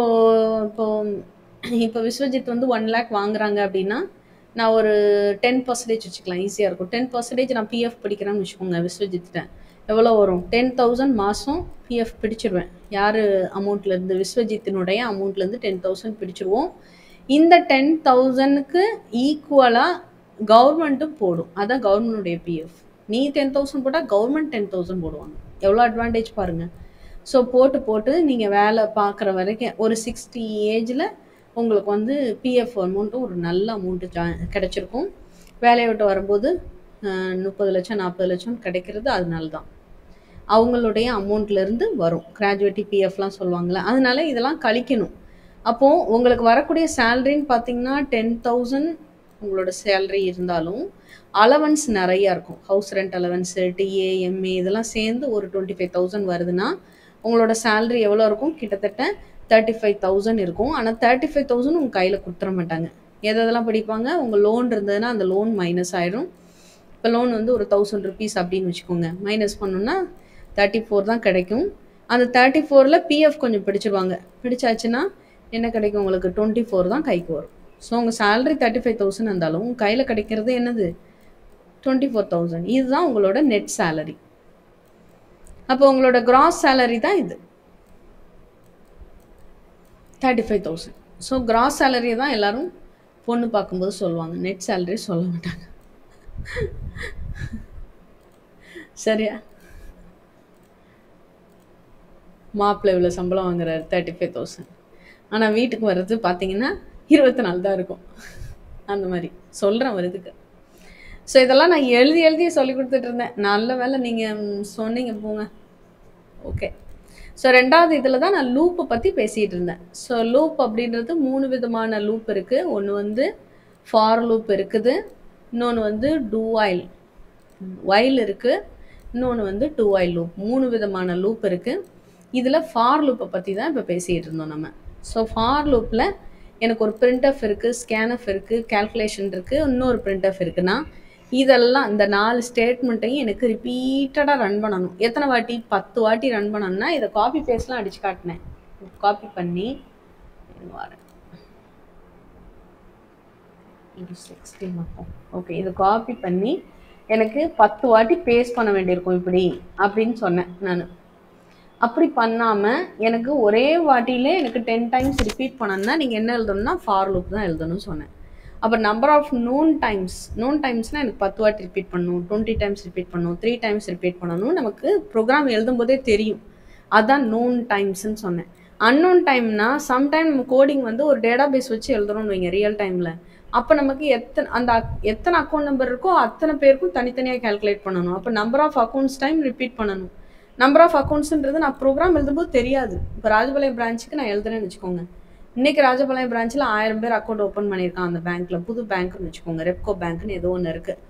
திரும்ப நாளைக்கு ஒரு 100 பேர் பண்ணாங்கன்னா 1100 ஆயிரும். அதே ப்ரோக்ராம் ரன் ஆகும்போது டைமிங் மாறும். 1100 டைம்ஸ் ரன் பண்ண வேண்டியிருக்கும். அப்போ இது அன்னோன் டைம். அப்போ எனக்கு தெரியாது, ப்ரோக்ராம் எழுதும்போது தெரியாது. அங்கே டேட்டாபேஸில் நம்பர் ஆஃப் அக்கௌண்ட்ஸ் எத்தனை இருக்குன்னு பார்த்துட்டு அதை டைமிங்கை வச்சு ரன் ஆகும் அந்த ஃபார் லூப் வந்து. ஸோ எத்தனை வாட்டின்னு வந்தாலே நோன் டைமாக இருந்தாலும் சரி அன்னோன் டைமாக இருந்தாலும் அது வந்து கண்டிப்பாக ஃபார் லூப்பில் எழுதுறது ஈஸி. சில பேர் வீம்புக்கு எழுதுவாங்க, மேம் இங்கே பாருங்கள் ஒயில் லூப் எழுதுறது நான் ஃபார் லூப்பில் எழுதுகிறேன், ஃபாரில் எழுதுறது நான் ஒயில் எழுதுறேன்பாங்க. எப்படி இது அப்படின்னு கேட்பாங்க. எப்படின்னா நம்ம எழுதுறது தான். ஃபாரில் எழுதுறத ஒயிலில் எழுதலாம், ஒயிலில் எழுதுறத ஃபாரில் எழுதலாம், தப்பே கிடையாது. ஆனால் இங்கே வந்து வாதாடுறதுக்கோ எது பெஸ்ட்டுன்னு ஆர்கியூ பண்ணுறதுக்கோ இங்கே ஒன்றுமே கிடையாது. இங்கே என்னென்னா நம்மளோட வசதிக்கு, ப்ரோக்ராமர்னுடைய வசதிக்காக தான் இதெல்லாம் கொடுக்குறாங்க. ஃபார் லூப்பு, ஒயிலு இதெல்லாம் கொடுக்குறாங்க. நம்பர் ஆஃப் டைம்ஸ்ன்னு வர்றப்போ ஃபார் லூப் பெஸ்ட்டாக இருக்கும். அதை போய் நீ ஒயிலில் எழுதுனா அது நம்ம விருப்பம். அது மாதிரி கண்டிஷன் நம்பர் ஆஃப் டைம்ஸே கிடையாது மேம். எனக்கு கண்டிஷனை பேஸ் பண்ணி ஜே வந்து ஐயை விட எனக்கு பெருசாக இருக்கிற வரைக்கும், இப்போ வந்து ஐயோட வேல்யூ 9 வச்சு, ஜேயோட வேல்யூ 9, ஐயோட வேல்யூ 5ன்னு வச்சுக்கோங்க. 9னா பெருசு தானே, பெருசாக இருக்கிற வரைக்கும் உள்ளுக்குள்ளே ஜேயோட வேல்யூ சம்திங் ஏதோ ஒரு கேல்குலேஷனில் மாறுதுன்னு வைங்க. அந்த ஜே வேல்யூ பெருசாக இருந்தால் கண்டினியூ ஆகிட்டே இருக்கும். இந்த கண்டிஷனை பேஸ் பண்ணி மட்டும்தான் அது வந்து ரன் ஆகிட்டே இருக்குமே தவிர நம்பர் ஆஃப் டைம்ஸ் இங்கே ஆரம்பித்து ஒன்றா இன்க்ரீஸ் பண்ணுங்கள், ரெண்டாக இன்க்ரீஸ் பண்ணுங்கள், அந்த மாதிரி இருக்கவே இருக்காது. அதுதான் ஒயில் லூப். நல்ல வேலை விஸ்வஜித் சொன்ன நீ. Okay. So until to satisfy the particular கண்டிஷனை பேஸ் பண்ணி மட்டும் ரன் ஆகுது. எனக்கு ஃபார் லூப்லலாம் இனிஷியல் வேல்யூ இன்க்ரிமெண்ட்லாம் கொடுக்கணும், அந்த மாதிரி சில விஷயங்களே இதில் கிடையாது அப்படின்னா நீங்கள் ஒயில் போயிடலாம். ஸோ லூப் அப்படின்னாலே பர்டிகுலர் ஸ்டேட்மெண்ட்டை கண்டினியூஸாக ரன் பண்ணுறது. ஏதோ ஒரு லூப் அது அந்த இடத்துல தொடர்ந்து பண்ண வேண்டியது. நான் டெய்லி ரொட்டீனாக சில வேலை பார்க்குறேன், இது வந்தவொடனே இதெல்லாம் செக் பண்ணணும் அப்படின்னா அதெல்லாம் வந்து அந்த லூப் திரும்ப திரும்ப பண்ணணும். இதெல்லாம் வந்து 2 வாட்டி 3 வாட்டி பண்ணணும். அந்த மாதிரி விஷயம்லாம் லூப்பில் வர்றது தான் ஈஸியாக இருக்கும். இத்தனை வாட்டி பண்ணிவிடும். அந்த மாதிரி கண்டினியூஸாக எனக்கு ஸ்டேட்மெண்ட் ரன் பண்ணணும் அப்படின்னாலே லூப்பு தான். என்ன லூப்புன்னு நம்ம தான் டிசைட் பண்ணணும். டூ ஒயில் மாதிரியே தான், கொஞ்சம் டிஃப்ரெண்ட்டு. என்ன அப்படின்னா டூ வந்து ஃபஸ்ட் டைம் செக் பண்ணாது. இப்போ ஃபார் லூப்பு ஒயில்லாம் ஃபஸ்ட் டைம் செக் பண்ணி ட்ரூ ஆனால் தான் உள்ளே போகும். இஃப் கண்டிஷன் எப்படி எழுதுனீங்க, இஃப் கண்டிஷன் எழுதுனீங்க, கண்டிஷன் ஃபால்ஸ் ஆச்சுன்னா உள்ளே போகுமா? கண்டிப்பாக போகாது. அப்போது ஃபாரும் ஒயிலும் அது மாதிரி தான். இதில் கண்டிஷன் நீங்கள் எழுதுவீங்க, அந்த கண்டிஷன் ஃபால்ஸ் ஆச்சுன்னா ஃபார் லூப்புக்குள்ளேயே போகாது, ஒயில் லூப்புக்கு உள்ளேயே போகாது. பட் டூ ஒயில் அப்படி கிடையாது, ஃபஸ்ட் டைம் உள்ளே போயிடும். ஏன்னா இது வந்து எக்ஸீட் கண்ட்ரோல் லூப், உள்ளே போகும்போது செக் பண்ணாது. எக்ஸீட் கண்ட்ரோல் லூப், மற்றதெல்லாம் என்ட்ரி கண்ட்ரோல் லூப், இது எக்ஸீட் கண்ட்ரோல் லூப். இந்த எக்ஸீட் கண்ட்ரோல் லூப் இருக்கிறதுனால வெளியே போகும்போது தான் இது செக் பண்ணும் கரெக்டாக இல்லையான்ட்டு. அப்போ ஃபஸ்ட் டைம் ரன் ஆகிட்டு வெளியே போகும்போது கண்டிஷனை செக் பண்ணும். இதுவும் தான் until to satisfy the particular condition, அது வரைக்கும் கண்டினியூ ஆகும். ரெண்டாவது டைம் செக் பண்ணுறதுனால, ஃபஸ்ட் டைம் எக்ஸிக்யூட் பண்ணிவிட்டு செக் பண்ணுறதுனால கண்டிஷன் ட்ரூவாக இருந்தாலும் சரி ஃபால்ஸாக இருந்தாலும் சரி, at least it will run the code only once. It will run the code at least only once. ஒரு வாட்டியாவது இது வந்து ரன் பண்ணிடும். அட்லீஸ்ட் ஒரு வாட்டியாவது. கண்டிஷன் தப்பாக இருந்ததுன்னா ஃபார் லூப் ஒயில் லூப்பில் ஒரு வாட்டி கூட ரன் ஆகாது. அந்த 4 ஸ்டேட்மெண்ட்டும், ஒரு 4 ஸ்டேட்மெண்ட் எழுதிட்டீங்கன்னு வைங்க, ஒரு வாட்டி கூட ரன் ஆகாது. ஆனால் ஒயில் அப்படி கிடையாது. கண்டிஷன் ஃபால்ஸாக இருந்தால் கூட ஃபஸ்ட் டைம் கேட்காமே ரன் பண்ணி முடிச்சுட்டு தான் கண்டிஷனே செக் பண்ணிவிட்டு அந்த கண்டிஷன் ட்ரூனா திரும்ப போய் இந்த 4 பண்ணும். வெளியே போகும்போது தான் இருக்கும். அப்போ செகண்ட் டைம் கண்டினியூ பண்ணவான்ற போது தான் இது செக்கே பண்ணும். அதனால ஒன்ஸ் வந்து ரன் ஆகிடும். அதுதான் டூ ஒயிலுக்கும் மற்றதுக்கும் வித்தியாசம். இது எந்த மாதிரி இடத்துல யூஸ் பண்ணலன்னா, எனக்கு முதல்ல ரன் பண்ணிடணும், செகண்ட்லேருந்து செக் பண்ணிட்டு தான் ரன் பண்ணணும். யூசர் இன்புட் வாங்குறோன்னு வைங்க, அவங்க கண்டினியூ பண்ண சொன்னால் கண்டினியூ பண்ணு. அப்போ எஸ்ஆர்னோ நான் இன்புட் வாங்குறேன், அவங்க கேம் விளையாண்டு முடிச்சுட்டு கண்டினியூ பண்ணவா, எஸ்ன்னு கொடுத்தாங்கன்னா திரும்ப போய் கண்டினியூ பண்ணணும், எஸ்ன்னு கொடுத்தாங்கன்னா திரும்ப போய் கண்டினியூ பண்ணணும், எஸ்ன்னு கொடுத்தாங்கன்னா திரும்ப போய் கண்டினியூ பண்ணணும். அப்படி நோ கொடுத்தாங்கன்னா வெளியே வந்துடும். ஸோ கண்டிஷனை பேஸ் பண்ணி தான் இதுவும் ரன் ஆகும். பட் ஒரு தடவை first time it won't check the condition, at least once அது உங்கள் பிளாக் வந்து ரன் ஆயிடும். ஸோ இதில் நம்ம இன்னைக்கு பார்க்க போகிறது வந்து ஃபார் லூப் மட்டும் பார்ப்போம். சரியா? புரியுதா? ஈஸியாக? ஓகே. நம்ம நான் வந்து சின்டாக்ஸ் எழுதுகிறேன் ஃபார் லூப்புக்கு.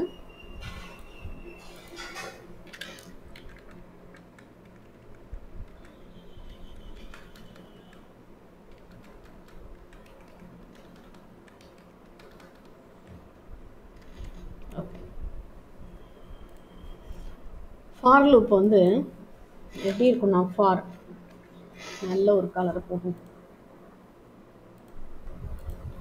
ஸோ ஃபார் இங்கே வந்து இனிஷியல் வேல்யூன்னு சொல்லுவாங்க. ஆரம்ப வேல்யூ என்ன அப்படின்னு சொல்லுவாங்க, இனிஷியல் வேல்யூ. ஸோ அதுக்கப்புறம் 3 செக்மெண்ட் வரும் ஃபார் லூப்ல. இதுதான் ஃபர்ஸ்ட் செக்மெண்ட். இந்த ஒவ்வொரு செக்மெண்ட்டையும் செமிகோலன் வச்சு தான் நீங்கள் பிரிக்கணும். So semicolon. ரெண்டாவது செக்மெண்ட் வந்து கண்டிஷன், ஃபார் லூப்குள்ளே போகிறதுக்கு உள்ள கண்டிஷன், செமிகோலன். அதுக்கப்புறம் இந்த ஃபார் லூப் எண்ட் ஆகுறது இந்த டாஸ்க் வச்சு தான். இன்க்ரிமெண்ட் பண்ணலாம் நீங்கள் கவுண்ட் பண்ணும்போது, இல்லை டிக்ரிமெண்ட் பண்ணியும் நீங்கள் கவுண்ட் பண்ணலாம். ஆனால் ஃபார் லூப் எண்ட் ஆகிற மாதிரி எழுதக்கூடிய பொறுப்பு நமக்கு இருக்குது. ஃபார் லூப் எண்ட் ஆகாமல் எழுதலாம், அது வேறு மாதிரி எழுதலாம். அப்படி எழுதுனீங்கன்னா ப்ரோக்ராம் வந்து என்ன ஆகும்னா அப்படியே ரிப்பீட்டடாக ரன் ஆகிட்டே இருக்கும். அப்போ அது வந்து என்ன கோடிங், அது வந்து வைரஸ் கோடிங். நீங்களும் வைரஸ் கோடிங் எழுதலாம். Any coding which is harmful to the computer, உங்கள் கம்ப்யூட்டர் ப்ராப்ளம் பண்ணுது அப்படின்னாலே அது வைரஸ் கோடிங் தான். இது ஒரு சிம்பிளான வைரஸ். ஸோ நீங்கள் வைரஸ் கோடிங்கும் நீங்கள் ஜென்ரேட் பண்ணலாம் without ending the condition. Condition end ஆகாமல் நீங்கள் எழுதுறீங்கன்னா. ஸோ அதனால் எப்பயுமே நீங்கள் நம்ம டர்போசியில் என்ன ப்ராப்ளம்னா அதாவது ரிப்பீட்டடாக இன்ஃபினிட்டாக ரூப் ரன் ஆகிட்டே இருக்குது அப்படின்னா நீங்கள் வந்து என்ன பண்ணணும் அப்படின்னா, கண்டினியூஸாக எனக்கு நிற்காமல் ரன் ஆகுது அப்படின்னா உங்களால் எண்டு பண்ண முடியாது. மிந்தி வந்து எப்படி எண்டு பண்ணலான்னா Ctrl+C போட்டோன்னா எண்ட் ஆகிடும் மிந்தி. ஆனால் இப்போ வந்து எண்ட் ஆகாது. இப்போ வந்து நீங்கள் அதுக்கப்புறம் ப்ரோக்ராம் ரீசெட் பண்ணிக்கலாம். Shift+F2 போட்டு ரீசெட் பண்ணிக்கலாம். இப்போ ஒன்றுமே செய்ய முடியாது. ஸோ Ctrl+C போட்டு பாஸ் வேணால் பண்ணி வைக்கலாமே தவிர உங்களால் வெளியே தான் வரணும். அதனால் எப்பயுமே லூப் ப்ரோக்ராம் பண்ணுறீங்கன்னா முதல்ல சேவ் பண்ணுங்கள். சேவ் பண்ண மறந்துடாதீங்க. அதுக்கப்புறம் ரன் பண்ணுங்கள். இல்லைன்னா அந்த ப்ரோக்ராம் அப்படியே போயிடும். அப்புறம் மறுபடியும் புதுசாக டைப் பண்ணுற மாதிரி இருக்கும். ஸோ அதனால் நீங்கள் வந்து எப்பயுமே சேவ் பண்ணிவிட்டு ரன் பண்ணுங்கள். இங்கே வந்து உங்கள் பிளாக் ஆஃப் ஸ்டேட்மெண்ட்டை நீங்கள் கொடுத்துக்கலாம். எத்தனை வாட்டி ரன் பண்ணணும், எத்தனை ஸ்டேட்மெண்ட்டுன்றதை இங்கே கொடுத்துக்கலாம். இஃப் மாதிரியே தான், ஒன்லி ஒன் ஸ்டேட்மெண்ட் இருக்குன்னா நீங்கள் என்ன போட தேவையில்லை. ஓப்பனிங் க்ளோசிங் பேரண்ட் இந்த பிளாக் வந்து கேர்லி பிரேஸ் போட தேவையில்லை. கேர்லி பிரேஸ் வந்து ஆனால் நிறையா ஸ்டேட்மெண்ட், ஒரு 2 ஸ்டேட்மெண்ட் வந்துட்டாலே நீங்கள் கரெக்டாக என்ன பண்ணணும், ஓப்பனிங் க்ளோசிங் அந்த கேர்லி பிரேஸ் போட்டு தான் ஆகணும். நீங்கள் எப்பயுமே போட்டுருங்க. அது வந்து நல்ல ப்ராக்டிஸாக இருக்கும் ஆரம்பத்தில். அதுக்கப்புறம் கொஞ்சம் எக்ஸ்பீரியன்ஸ் ஆனோடனே நீங்கள் ஒரு ஸ்டேட்மெண்ட்னா போட தேவையில்லை. அது மாதிரி ஓப்பன் பண்ணுறது இங்கே பண்ணாமல் இப்படியே பண்ணிடுங்க. நீங்கள் ஜாவா இதெல்லாம் வரும்போது இந்த ப்ராக்டிஸ் கொஞ்சம் நல்லாயிருக்கும். ஸோ ஃபார் லூப்பை நான் இங்கே ஓப்பன் பண்ணுறேன். கொஞ்சம் உள்ளே தள்ளி நான் பிளாக் ஆஃப் ஸ்டேட்மெண்ட்டை எழுதுகிறேன். எழுதிட்டு இந்த ஃபாருக்கு நேராக இதை க்ளோஸ் பண்ணுறேன். இந்த மாதிரி பண்ணிக்கிட்டிங்கன்னா இது ஏற்கனவே மெயின்லேருந்து கொஞ்சம் தாங்க உள்ளே தள்ளி வரும். இந்த ஸ்டேட்மெண்ட்லாம் ஃபார் லூப்புக்குள்ளே இருக்கிறத காட்டுறதுக்கு இதுவும் உள்ளே தள்ளி வந்ததுன்னா கோடிங் பார்க்க நீட்டாக இருக்கும். பைத்தான் நீங்கள் ப்ராக்டிஸ் பண்ணும்போது இந்த இண்டென்டேஷன் ப்ராக்டிஸ் உங்களுக்கு அங்கே ஹெல்ப்ஃபுல்லாக இருக்கும். சரியா? ஓகே. இப்போ வந்து நம்ம பேர் பிரிண்ட் பண்ணுவோம். சும்மா நம்மளோட எஜுகேஷன் இன்ஸ்டிடியூஷன் நேமை வந்து நம்ம பிரிண்ட் பண்ணலாம். இப்போ ஆல்ஃபா வெப் அகாடமி அப்படின்னு நான் பிரிண்ட் பண்ண போகிறேன். எத்தனை வாட்டி? எனக்கு வந்து 10 டைம்ஸ் பிரிண்ட் பண்ணணும்.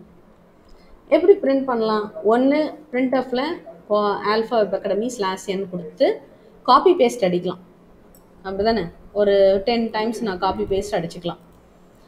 அப்படி இல்லாத பட்சத்தில் 10 டைம்ஸ் காப்பி பேஸ்ட் அடிச்சுக்கலாம். அப்படி இல்லாத பட்சத்தில் நான் என்ன பண்ணலாம் அப்படின்னா லூப் எழுதலாம். இப்போது காப்பி பேஸ்ட் அடிக்கிறது 10 டைம்ஸ்க்கு ஓகே. எனக்கு வந்து 1000 டைம்ஸ் இருக்கணும்னா அதுவும் கரெக்டாக 1000 டைம்ஸ் வரணும். அப்போ நான் பேஸ்ட் பண்ணால் கூட 1000 செகண்ட் காப்பி பேஸ்ட் கொடுத்துட்டே இருந்தால் கூட 1000 செகண்ட்ஸ் எனக்கு ஆகும். அப்படி மொத்தமாக செலக்ட் பண்ணி காப்பி 100க்கு செலக்ட் பண்ணி ஒரு வாட்டி காப்பி திரும்ப காப்பி அப்படி பண்ணால் கூட கரெக்டாக 1000 டைம்ஸ் பண்ணோமா இல்லை கூட பண்ணோமான்னு கன்ஃபியூஸ் ஆயிடுச்சுன்னா நீங்கள் கவுண்ட் பண்ணுறதுக்கே உங்களுக்கு டைம் ஆயிடும். அப்போ எக்ஸாக்டாக எனக்கு 1000 டைம்ஸ் ரன் பண்ணணும்னா ஃபார் லூப்புன்ற ஒரு விஷயம் இல்லைன்னா லாங்குவேஜ் நீங்கள் எழுதவே முடியாது நிறைய இடத்துல. அப்போ ஃபார் லூப் ரொம்ப ரொம்ப முக்கியம். எங்கேருந்து ஆரம்பிக்கணும்? இனிஷியல் வேல்யூ ஐட்ரேட்டர் சொல்லுவாங்க. ஒவ்வொரு ஸ்டெப்பையும் என்ன சொல்லுவாங்கன்னா ஐட்ரேட் பண்ணிவிடு, ஒரு ஸ்டெப்பாக வா அப்படி சொல்லுவாங்க. ஐட்ரேட் பண்ணி எடுங்கன்னு. அதனால நம்ம ஃபார் லூப்புக்கு எப்பயுமே என்ன வைப்போம்னா ஐ தான் வைப்போம் வேரியபிள். ஏன் மேம் ஏ வைக்கக்கூடாது, அப்படி வைக்கக்கூடாது? தாராளமாக வைக்கலாம். ட்ரெடிஷ்னலாக எந்த லாங்குவேஜ் போனாலுமே ஃபார் லூப்புக்கு ஐ தான். உள்ளுக்குள்ளே ஏதாவது ஃபார் லூப்னா ஐக்கு அப்புறம் என்னது ஜே, அப்புறம் கே, அப்புறம் எல், அப்புறம் எம், இப்படி எடுத்துகிட்டே வருவாங்க இன்னர் ஃபார் லூப்புக்கு. நம்ம இப்போது ஐ மட்டும் எடுத்துக்கலாம். ஐ எங்கேருந்து ஸ்டார்ட் பண்ணணும்? 1லேருந்து ஸ்டார்ட் பண்ணணும். செமிகோலன். இங்கே condition I less than or equal to 100 இல்லை 1000. அப்போ 10க்கு மட்டும் வச்சுக்கிறேன். அப்போது ஐயோட வேல்யூ 10 விட கம்மியாக இருந்தாலும் உள்ளே போகலாம், ஈக்குவலாக இருந்தாலும் உள்ளே போகலாம், விச் மீன்ஸ் 1லேருந்து 110 வரைக்கும் உள்ளே போகலான்னு அர்த்தம். இதுதான் கண்டிஷன். சரிங்களா? அதுக்கப்புறம் ஐ ப்ளஸ் ப்ளஸ், அதாவது ஐயோட 1 கூட்டணும். I equal to I plus 1. So இதுதான் நம்மளோடது. ஒரு நிமிஷம்.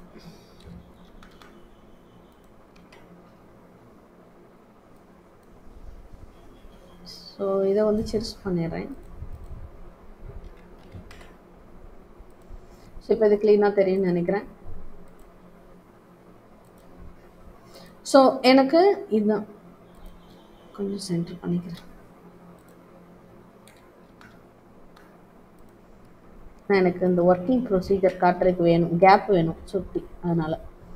ஸோ இதுதான் நம்மளுடைய ஃபார் லூப்பு. இதில் ஓப்பன் பண்ணியிருக்கீங்க, உள்ளே இங்கே வந்து உள்ளே தள்ளி நீங்கள் ஒரு 4 ஸ்பேஸாக கேப் இருக்கணும். பிரிண்ட் ஆஃபில் ஆல்ஃபாபெட் அகாடமி அப்படின்னு பிரிண்ட் பண்ணிவிட்டு என்டர்னா என்டர், டேப்னா டேப்பு. நான் டேப் கொடுக்குறேன். ஆல்ஃபாபெட் அகாடமி டைப் ஆகிட்டு ஒரு டேப் ஸ்பேஸ் எனக்கு வரணும், செமிகோலன். இதுதான் நம்ம ஸ்டேட்மெண்ட்டு. இந்த ஸ்டேட்மெண்ட்டு எனக்கு எத்தனை வாட்டி ரன் ஆகணும்? 10 டைம்ஸ் எனக்கு வந்து இந்த ஸ்டேட்மெண்ட் ரன் ஆகணும் அப்படின்னு நான் சொல்லியிருக்கேன். ஸோ இந்த ஸ்டேட்மெண்ட் நம்ம கம்பெனி சைஸ். ஸோ இதுதான் நம்ம ஸ்டேட்மெண்ட்டு. இதுக்கப்புறம் நான் என்ன பண்ணணும்னா ஃபார் லூப் முன்னாடி நீங்கள் கரெக்டாக முடிச்சணும். ஆக்சுவலாக இதை முடிக்க தேவையில்லை, ஏன் ஒரே ஒரு ஸ்டேட்மெண்ட் தான், அதனால் நான் முடிக்கணும்னு அவசியம் கிடையாது. இது எப்படி ரன் ஆகும் அப்படின்னா, இதனுடைய எக்ஸிக்யூஷன் ப்ரொசீஜர் எப்படி இருக்கும் அப்படின்னா,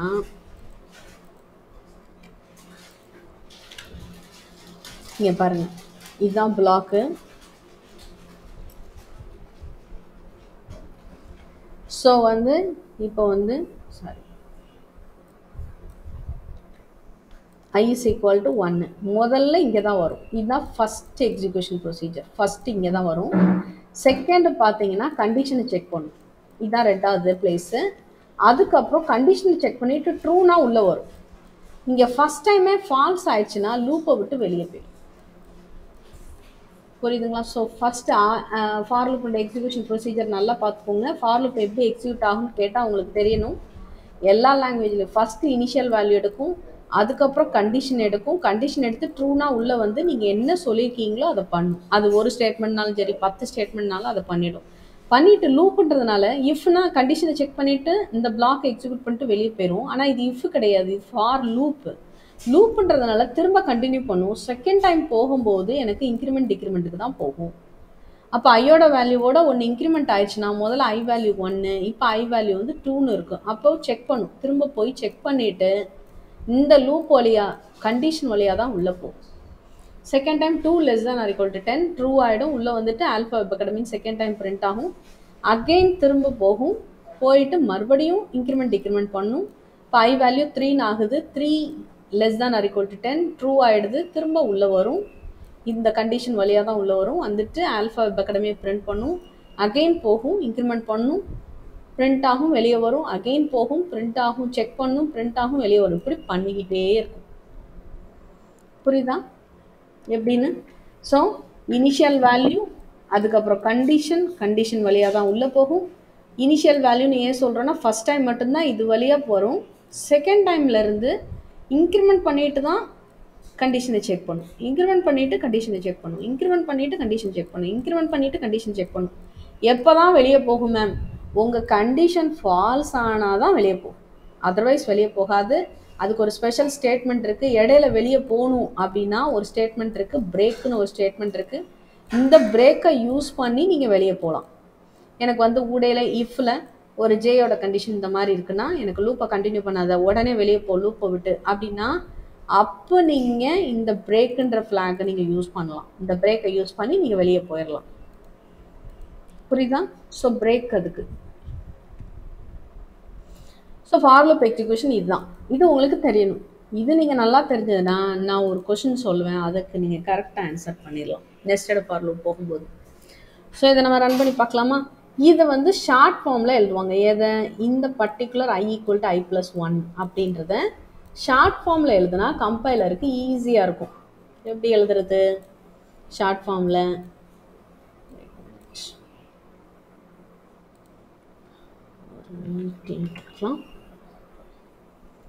so i = I plus one அப்படின்றத ஷார்ட் ஃபார்மில் எப்படி எழுதலாம்னா ஐ ப்ளஸ் ப்ளஸ்ன்னு எழுதலாம், இல்லாட்டி ப்ளஸ் ப்ளஸ் ஐன்னு கூட எழுதலாம். அது மாதிரி ஐ ஈக்குவல் டு ஐ மைனஸ் ஒன்று ஷார்ட் ஃபார்மில் எப்படி எழுதலாம்னா ஐ மைனஸ் மைனஸ் இல்லாட்டி மைனஸ் மைனஸ் ஐன்னு கூட நம்ம எழுதலாம். அது மாதிரி ஐ ஈக்குவல் டு ஒன்னை தவிர்த்து, சரிங்களா, ஒன்றுக்கு தான் அந்த ஆப்ரேட்டர், இது பேர் increment decrement operator. Plus plus minus மைனஸ்ன்றது இன்க்ரிமெண்ட் டிக்ரிமெண்ட் ஆப்ரேட்டர். ஆரம்பத்தில் பைத்தானில் கிடையாது, இப்போ ஆனால் பைத்தானில் ஆட் பண்ணியிருக்காங்கன்னு நினைக்கிறேன் ஏதோ பர்டிகுலர் வெர்ஷனுக்கு அப்புறம்.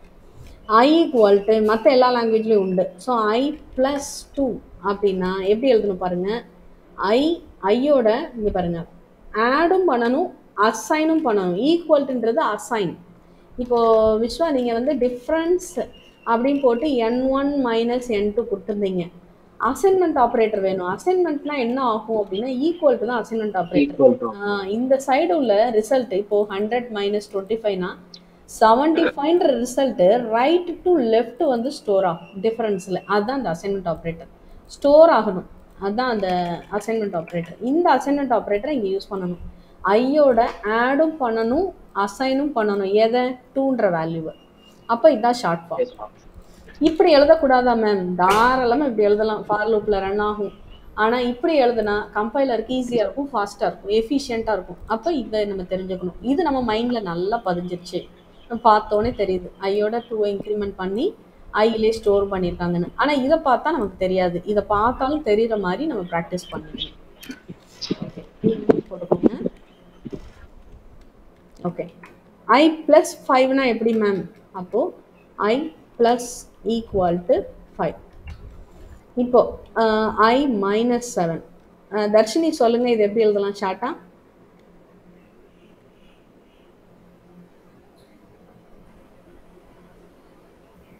I minus equal to 7. Very good, I minus equal to 7. Vishwajit நீங்கள் இதை ட்ரை பண்ணுங்கள், இது கொஞ்சம் டஃப்பாக இருக்கும். இது எப்படி எழுதலாம்? I equal to I into I. ஐயோட வேல்யூ 2னா 2 இன்ட்டு 2 4. 4 ஐயில் ஸ்டோர் பண்ணுறேன். அப்போ இதை ஷார்ட் ஃபார்மில் வச்சு ட்ரை பண்ணுங்கள்.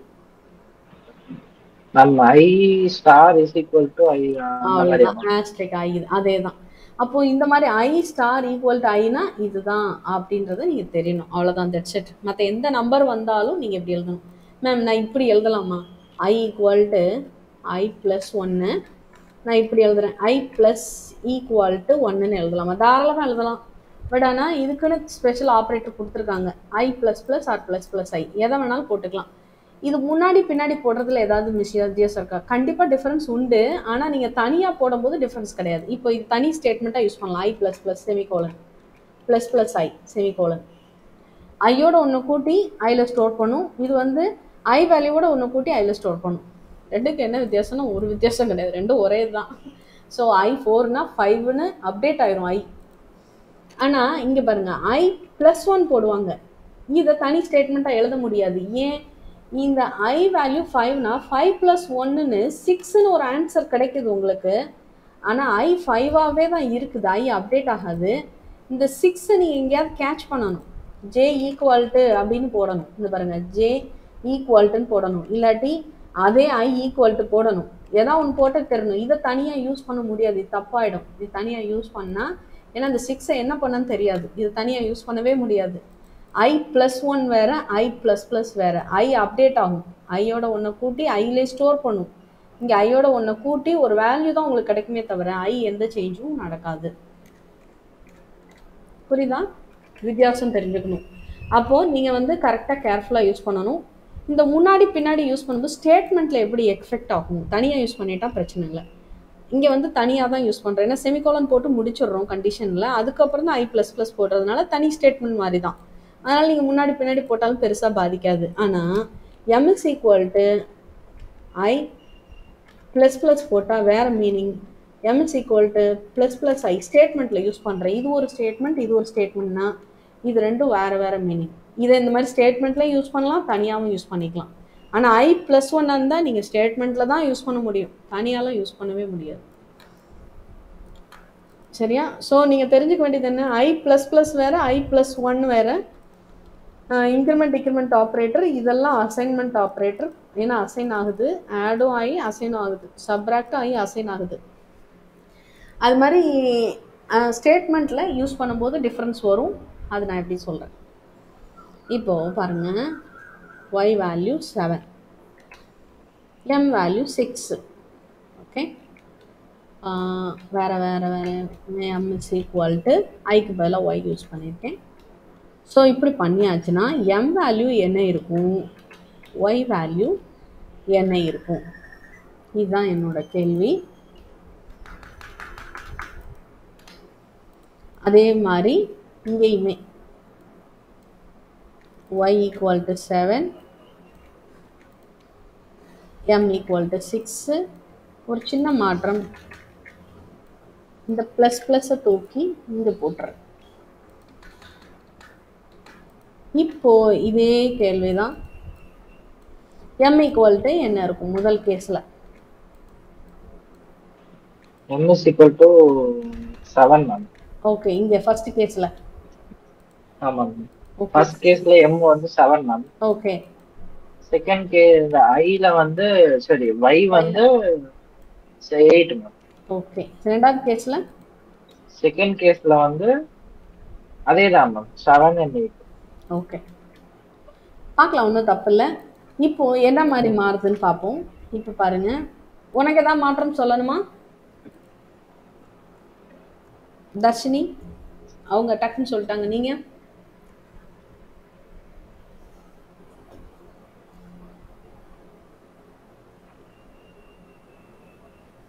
தர்ஷினி இதே இருக்கட்டுமா, ஏதாவது மாற்றணுமா?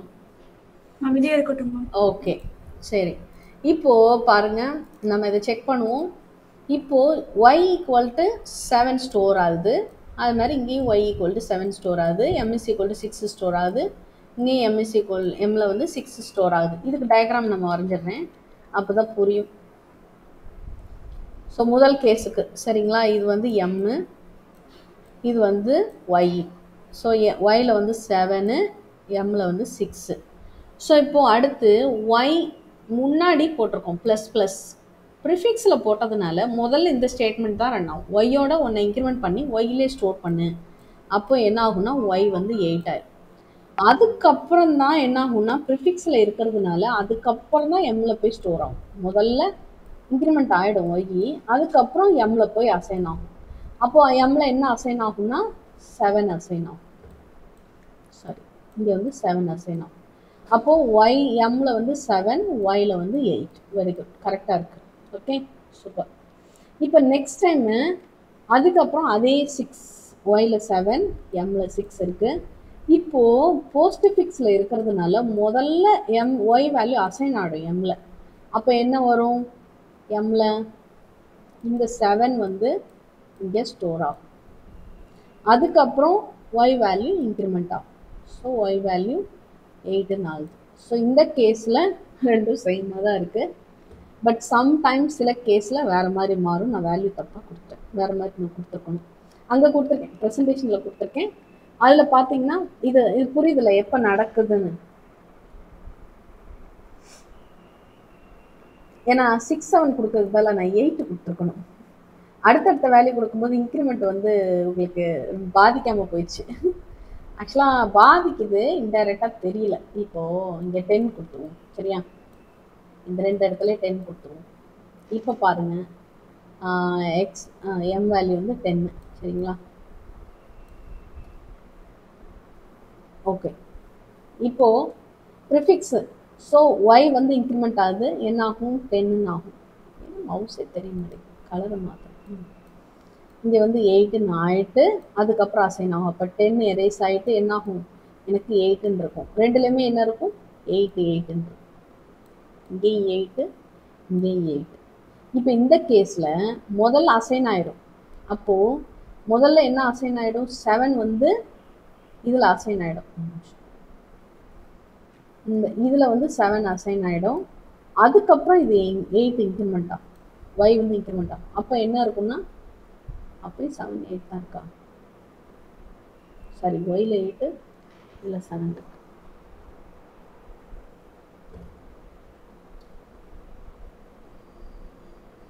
ஓகே, வேல்யூ வந்து நான் முதலே கரெக்டாக கொடுத்துருக்கணும், தப்பு இல்லை. ஆனால் நீங்கள் நல்லா புரிஞ்சுக்கோங்க, இன்க்ரிமெண்ட் டிக்ரிமெண்ட் எப்போ ஆகும்னு தெரிஞ்சுக்கோங்க. முதலே அசைன் ஆகும். இந்த ஸ்டேட்மெண்ட்டை நல்லா புரிஞ்சுக்கோங்க, வேல்யூ பாதிக்கிற மாதிரி நான் கொடுக்கல. இது வந்து எதுக்கு ஈக்குவல்னா, முன்னாடி போட்டிருக்கிறதுனால Y equal to Y plus ஒன்னுன்னு போட்டுட்டு அதுக்கப்புறம் நான் எம்ல வந்து ஒய் அசைன் பண்ண மாதிரி அர்த்தம். சரிங்களா, இந்த ஸ்டேட்மெண்ட்டை பொறுத்த வரைக்கும். ஆனால் இது அப்படி கிடையாது. இந்த ஸ்டேட்மெண்ட்டை பொறுத்த வரைக்கும் இதை வந்து மாற்றி போட்ட மாதிரி முதல்ல அசைன் பண்ணிட்டு அதுக்கப்புறம் தான் ஒய் வேல்யூவை இன்க்ரிமெண்ட் பண்ணுற மாதிரி. எந்த ஸ்டேட்மெண்ட்னா இது.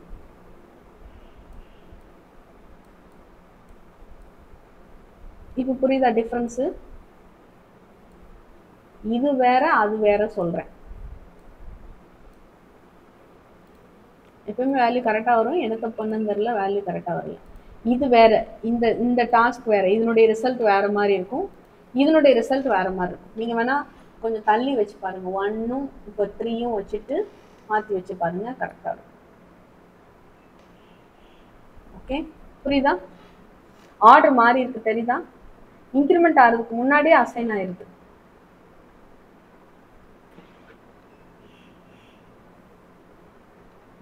குழப்பிச்சா? குழப்பல? இது எது குழப்பம்? ஓகே, கன்ஃபியூஷன் இல்லாமல் இருந்தால் நல்லது.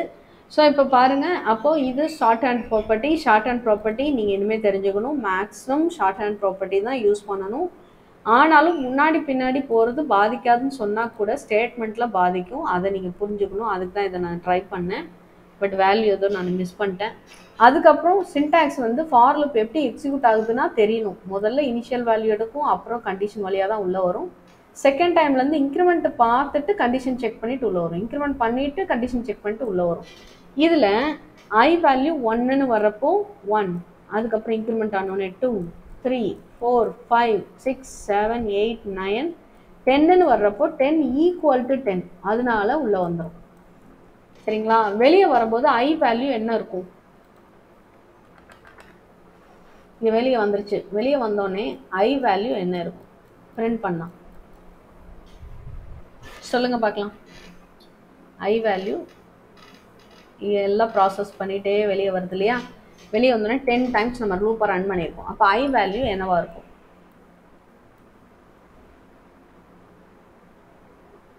திங்க் பண்ணி சொல்லுங்க. டைம் ஆச்சோ ரொம்ப?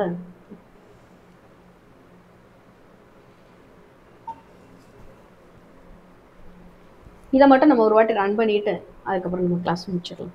1 ஹவருக்கு மேலே உட்கார முடியாது, ஆக்சுவலாக வெறுப்பாயிடும்.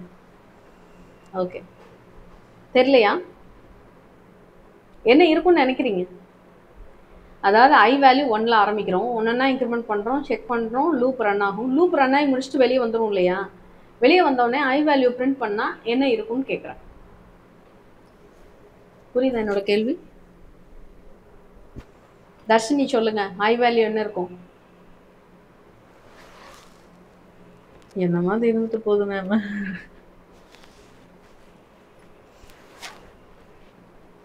ஏதாவது ஒரு நம்பரை சொல்லுங்க. 11. ஓ சரி, தர்ஷினி 11 சொல்லியிருக்காங்க. விஸ்வஜித்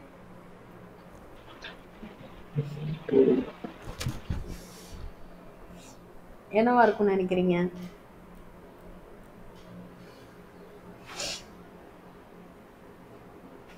லெவனா 10ஆ?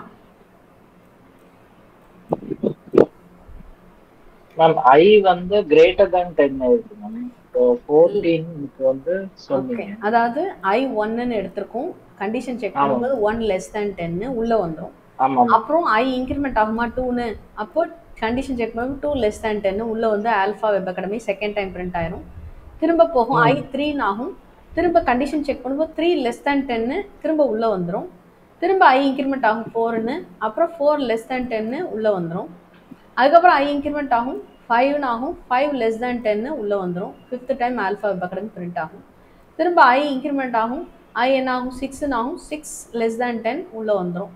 திரும்ப அகெயின் 7 ஆகும், 7 லெஸ் தேன் 10 உள்ளே வந்துடும். திரும்ப 8 ஆகும், 8 லெஸ் தேன் 10 தான் உள்ளே வந்து ஆல்ஃபா வெப் அகாடமி பிரிண்ட் ஆயிரும். திரும்ப ஐயோட வேல்யூ இன்க்ரிமெண்ட் ஆகுது, திரும்ப 9 ஆகும், 9 லெஸ் தேன் 10 உள்ளே வந்துடும். திரும்ப அகெயின் போகுது, ஐ வேல்யூ 10ன்னு ஆகும், 10 less than or equal to 10 அதனால உள்ளே வரும். திரும்ப உள்ளே வந்து 10th டைம் ஆல்ஃபா வெப் அகாடமின்னு பிரிண்ட் ஆயிரும். பிரிண்ட் ஆனோடனே லூப் வந்து ஸ்டாப் ஆகாது, திரும்பியும் போகும், ஐ வேல்யூ இன்க்ரிமெண்ட் ஆகும். அப்போ 11 ஆகும். 11 less than or equal to 10ன்னு செக் பண்ணும்போது எனக்கு ஃபால்ஸ் ஆகிடும். ஃபால்ஸ் ஆகிட்டு நான் வெளியே வரும்போது ஐயோட வேல்யூ 11 இருக்கும். இது வந்து ஆப்டிடியூடில் கேட்பாங்க. ஆக்சுவலாக வந்து என்ன ஆகும் அப்படின்னா, ஆப்டிடியூடில் வந்து இந்த மாதிரி நம்ம 5 டைம்ஸ் லூப் ரன் ஆகிற மாதிரி எழுத சொல்லிவிட்டு வெளியே வந்தோடனே ஐ வேல்யூ எல்லோரும் 5 கொடுத்துருவாங்க டக்குன்னு. ஏன்னா ஐ வேல்யூ 10 டைம்ஸ் ரன் ஆகுது, அப்போ வெளியே வந்தால் 10 தான் இருக்கும்னு நினைப்பாங்க. ஆக்சுவலாக அப்படி கிடையாது. ஃபால்ஸ் ஆனால் தான் வெளியே வர்றதுனால 11 ஆனதுக்கப்புறம் தான் வெளியவே வந்திருக்கும். புரியுதா?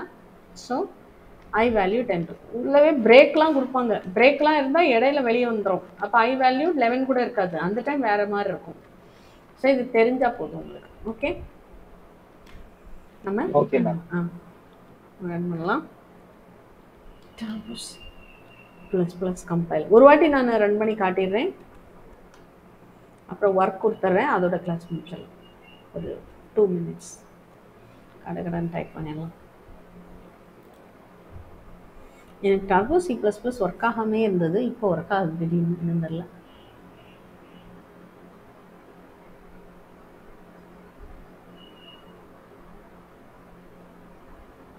ஓகே,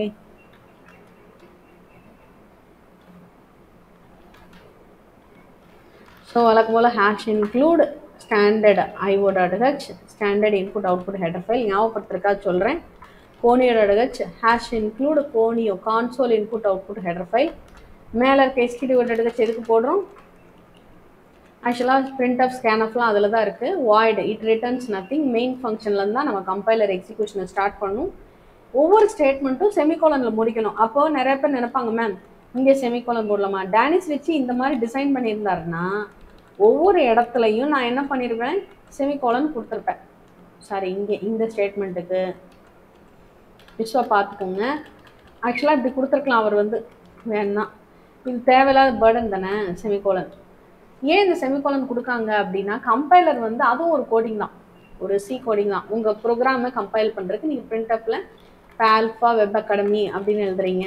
இதில் வந்து உங்கள் ப்ரோக்ராம் வந்து இந்த ஸ்டேட்மெண்ட் முடிஞ்சிருச்சு அப்படின்னு கண்டுபிடிக்கிறதுக்கு தான் இந்த செமிகோலன். ஏன்னா அவர் வந்து அப்படி தான் அவங்க எழுதியிருக்காங்க. இந்த ஸ்டேட்மெண்ட் முடிஞ்சிருச்சுன்றதை கண்டுபிடிக்கிறது இந்த செமிகோலன் வச்சு தான் அந்த கம்பைலரே கண்டுபிடிக்கும். அப்போ ஸ்டேட்மெண்ட்டை தான் இது பண்ணணும். இங்கே வந்து அவங்களே செக் பண்ணியிருக்காங்க, ஆங்கிள் பிரேக்கெட் வந்தாலே அந்த லைன் முடிஞ்சிருச்சுன்னு. அதனால இங்கே கொடுக்க தேவையில்லை, இந்த இடத்துல கொடுக்க தேவையில்லை. கிளியர் ஸ்க்ரீன் ஒரு ஃபங்க்ஷன் நீங்கள் கால் பண்ணுறீங்க, CLR SCR போட்டுட்டு இது வந்து ஏற்கனவே எழுதி வச்சுருக்காங்க, நீங்கள் கால் தான் பண்ணுறீங்க, அதனால் முடிச்சிருவீங்க, செமிகோலன் போட்டு முடிச்சிருவீங்க. நீங்கள் கிளியர் ஸ்க்ரீன் எழுதுறதா இருந்தால் மெயின் மாதிரி இங்கே ஓப்பன் பண்ணிவிட்டு கிளியர் ஸ்க்ரீனை எப்படி கிளியர் பண்ணணும்னு நீங்கள் கோடிங் எழுதணும். ஆனால் இங்கே நீங்கள் கோடிங் எழுத தேவையில்லை. அப்போ ஏற்கனவே எழுதி வச்சுருக்காங்க கோனியோ.hல, அதை நான் கால் பண்ணுறேன்றனால இந்த ஸ்டேட்மெண்ட்டை முடிச்சிடணும். அதே மாதிரி மெயின் ஃபங்க்ஷன் நீங்கள் தான் எழுத போகிறீங்க, இங்கே வந்து முடிக்கக்கூடாது, செமிகோலன் போடக்கூடாது. அதனால தான் போடக்கூடாதுன்றதுனால இங்கேனக்குள்ளே ஓப்பன் பண்ணிட்டீங்கன்னா உங்களுக்கு கன்ஃபியூஷன் ஆகாது. உங்கள் மெயினில் நீங்கள் தான் எழுதுறீங்க, நீங்கள் ஓப்பன் பண்ணுறீங்க, அப்போது இதுவே ஓப்பனிங் தான், அப்போ இங்கே முடிக்கக்கூடாது. ஓப்பன் பண்ணி மெயினில் தான் இந்த ஸ்டேட்மெண்ட் எழுதுறீங்க. இதுவே ஒரு அடையாளம் தான், பிளாக்கே முடிகிறதுக்கு அடையாளம் தான். அதனால இங்கே செமிகோலன் தேவையில்லை. புரியுதா? ஸோ செமிகோலன் வந்து இந்த மாதிரி இடங்கள்ல நம்ம கொடுக்க வேண்டியிருக்காது. இந்த க்ளோஸ் பண்ணுறோம் இல்லையா, இந்த இடத்துலையும் கொடுக்க வேண்டியிருக்காது. ஸ்டேட்மெண்ட்டாக நீங்கள் எழுதும்போது கொடுக்கணும். இஃப் கண்டிஷன்ஸில் வந்து இஃப் கண்டிஷன் நீங்கள் அப்போ தான் எழுதுவீங்க. இப்போ டோட்டல் செக் பண்ணுறேன், டோட்டல் greater than 450க்கு மேலே இருந்தால் செக் பண்ணுறேன். இந்த இஃப் கண்டிஷனை இங்கே முடிச்சிடக்கூடாது. இப்போ தான் நான் ஓப்பனே பண்ணுறேன், இந்த கண்டிஷன் ட்ரூவாக இருந்தால் என்ன செய்யணும்னு ஓப்பன் பண்ணி எழுதுறேன். அதனால நம்ம செமிகோலன் வைக்கக்கூடாது. புரியுதா எங்கே வைக்கக்கூடாதுன்னு? அது மாதிரி ஃபார் லூப் நான் எழுதுறேன், for I is equal to 1, I less than or equal to 10 அப்படின்னு நான் எழுதுறேன், I ++ அப்படின்னு நான் எழுதுறேன். இப்போ தான் என் ஃபார் லூப் ஓப்பன் பண்ண போகிறேன். அப்போ இங்கே நான் முடிக்கக்கூடாது, செமிகோலன் போட்டு முடிக்கக்கூடாது. இங்கே ஓப்பன் பண்ணிவிட்டு இங்கே நான் க்ளோஸ் பண்ணணும். ஸோ Ctrl Y போட்டால் எரேஸ் ஆகிடும். ஓகே, இந்த லைனை நான் கட் பண்ணுறேன், எடிட்டில் கட் இங்கே பேஸ்ட் பண்ணுறோம். ஸோ இன்டென்டேஷன் தான் கொஞ்சம் ஃபாலோ பண்ணிக்கோங்க. அதாவது மெயினுக்குள்ளே நீங்கள் எழுதுறது வந்து கொஞ்சம் உள்ள தள்ளி இந்த மாதிரி இருக்கட்டும். ஆஸ் யூஷுவல் கெட்சிஹெச் வெயிட் பண்ணுறதுக்காக கெட்சிஹெச் ரிட்டன் 0 தேவையில்லை, நான் வாய்டு மெயின் தான் போட்டிருக்கோம். அது மாதிரி ஐன்ற வேரியபிள் நான் யூஸ் பண்ணியிருக்கேன் இல்லையா ஃபார் லூப்பில், இதுக்கு நான் டிக்ளேர் பண்ணணும். மெமரி அலோகேஷன் எப்போயுமே ஃபர்ஸ்ட் லைனில் தான் இருக்கணும் இல்லையா, உங்களுக்கு தெரியும். I is equal to int ஐன்னு போட்டோம்னா நமக்கு ஒரு 2 bytes 32 bit கம்பைலர் இருந்தால் 64 bit கம்பைலர் இருந்தால் 4 bytes மெமரி அலாட் ஆகிருக்கும். நம்ம ஏற்கனவே அதெல்லாம் பிரிண்ட் பண்ணி பார்த்துருக்கோம். ஸோ இப்போ அந்த ஐயை நான் யூஸ் பண்ணுறேன். So I is equal to 1 கண்டிஷனை செக் பண்ணும். ஃபர்ஸ்ட் டைம் ஆல்ஃபா வெப் அகாடமின்னு பிரிண்ட் ஆகும். அதுக்கப்புறம் செகண்ட் டைம்லேருந்து இன்க்ரிமெண்ட் ஆகிட்டு நீங்கள் இன்க்ரிமெண்ட் பண்ணியிருக்கீங்க, ஒன்றா இன்க்ரிமெண்ட் ஆகும். அதுக்கப்புறம் கண்டிஷனை செக் பண்ணிவிட்டு கண்டிஷன் ட்ரூனா உள்ளே வரும். அகெயின் இன்க்ரிமெண்ட் கண்டிஷனை செக் பண்ணும், கண்டிஷன் ட்ரூனா உள்ளே வரும். கண்டிஷன் ஃபால்ஸ்னா தான் உங்களால் வெளியே போக முடியும். அப்போ நான் சொன்ன மாதிரி 10 times இது வந்து ரன் ஆகும். ஃபஸ்ட் டைம் மட்டும்தான் இந்த ஏரியாவுக்கு வர்றதுனால இதை வந்து இனிஷியல் வேல்யூன்னு சொல்லுவோம். அதில் என்ன இருக்கும்? ஆக்சுவலாக கார்பேஜ் கலெக்ஷன் குப்பை மாதிரி ஒரு வேல்யூ இருக்கும், அதை வந்து ஜிசின்னு சொல்லுவோம். கார்பேஜ் கலெக்ஷன், அந்த கார்பேஜ் கலெக்ஷன் அழிச்சிட்டு 1 ஸ்டோர் ஆகும். ஸோ அந்த 1 வச்சு தான் முதல்ல செக் பண்ணும். அப்புறம் இன்க்ரிமெண்ட் ஆனோடனே ஐயோட 1 கூட்டி ஐலே ஸ்டோர் பண்ணுறதுனால ஐயோட வேல்யூ 2 ஆயிரும். அப்புறம் 2 less than 10 செக் பண்ணும், உள்ளே வரும். அப்புறம் 3 ஆகும், 3 less than 10 உள்ளே வரும். இப்படிமா 10 times வந்துடும். 10க்கு அப்புறம் மறுபடியும் மேலே போகும், 11 ஆகும். 11 less than or equal to 10 falls ஆகி வெளியே வந்துடும். வெளியே வந்தோடனே கெச்சுன்றனால வெயிட் பண்ணும் ஒரு கேரக்டர் கீபோர்டில் வாங்குறதுக்காக. அந்த டைம் உங்களோட அவுட்புட்டை நீங்கள் பார்த்துக்கலாம். இது ஒட்டி ஒட்டி வர்றது, ஸோ வரக்கூடாதுன்றதுனால நான் டேப் கீ கொடுத்துக்கிறேங்க. ஸோ இதை நம்ம சேவ் பண்ணுவோம் முதல்ல. ஸோ நோ நேம் அப்படின்றத எரேஸ் பண்ணிவிட்டு அது வரைக்கும் எரேஸ் பண்ணிட்டு உங்கள் நேமில் இப்போ நம்ம ஃபார் லூப்னுடைய ஃபர்ஸ்ட் ப்ரோக்ராம் தானே கொடுத்துருக்கோம். ஸோ ஃபார் 1.cன்னு கொடுத்துட்றேன். இப்போ நம்ம F5 போட்டோன்னா ஃபுல் ஸ்க்ரீன் ஆகிடும். இப்போது நான் ரன் பண்ணுறேன். முதல்ல கம்பைல் பண்ணிக்கோங்க. ஷார்ட்கட் நேரடியாக தெரிஞ்சதுன்னா நேரடியாக நீங்கள் பண்ணிக்கலாம். Alt F9 கம்பைலில் எரர் இல்லாமல் இருக்குது. இப்போ ரன் பண்ணுவோம். ரன் பண்ணதுக்கு Control F9 ரன் ஆயிடுச்சு. பார்த்தீங்களா, ஃபஸ்ட்டு ஆல்ஃபா வெப் அகாடமி வந்திருக்கு, அப்புறம் ஒரு டேப் கீ, அப்புறம் அகெயின் ஒரு alpha web academy, tab key. இப்படிமா ஸ்க்ரீனில் எவ்வளோ ஆக்குப்பை ஆகுதோ அவ்வளோ ஆக்குப்பை பண்ணிவிட்டு திரும்ப ரேப் ஆயிடுச்சு. அதாவது ஒரு 10 times இருக்குது பாருங்கள். மேலே ஒரு 3 times, அப்புறம் ஒரு 3 times, அப்புறம் ஒரு 3 times இடையில ஃபோல்ட் ஆகுது இல்லையா, அது ஒரு 10th time. ஸோ புரிஞ்சிருக்கும்னு நினைக்கிறேன். என்ட்ரு தட்டணுன்னா HCHோட வேலை முடிஞ்சு இங்கே வந்துடுது. ஸோ இதில் நீங்கள் நெக்ஸ்ட்டு பண்ண வேண்டியது என்னென்னா, write a C program to print the following. எந்த மாதிரி பிரிண்ட் பண்ணணும்னா, நான் வந்து 1லேருந்து சரிங்களா, 1 tab 2 tab 3 tab 4 tab இப்படிமா எனக்கு 100 வரைக்கும் பிரிண்ட் ஆகும். இதை வந்து நீங்கள் ப்ரோக்ராம் எழுதணும். நான் இது ஒன்றுக்கு எழுதி காட்டுறேன். அதுக்கப்புறம் எனக்கு வந்து n வேல்யூ வாங்கணும். n வேல்யூ அவங்க எவ்வளோ சொல்கிறாங்க, இப்போ 25 சொல்கிறாங்கன்னா அந்த 25 வரைக்கும் எனக்கு வந்து பிரிண்ட் ஆகும், அப் டு 25 வரைக்கும். அதுக்கப்புறம் ஆட் நம்பராக பிரிண்ட் பண்ணணும். இப்போ n வேல்யூ 100 சொல்கிறாங்கன்னா ஆட் வேல்யூ 1 3 5 1 3 5 7 9 அந்த மாதிரி அப் டு ஆட் நம்பர் எது வருதோ அது வரைக்கும், 99 99 வரைக்கும். அதே மாதிரி ஈவன் நம்பர் பிரிண்ட் பண்ணணும். ஸோ n வேல்யூ வந்து இப்போ வந்து ஒரு 20 அப்படின்னு கொடுக்குறாங்கன்னா ஈவன் நம்பர் 2லேருந்து ஸ்டார்ட் பண்ணணும். 2 4 6 8 அப்படின்னு வரணும்.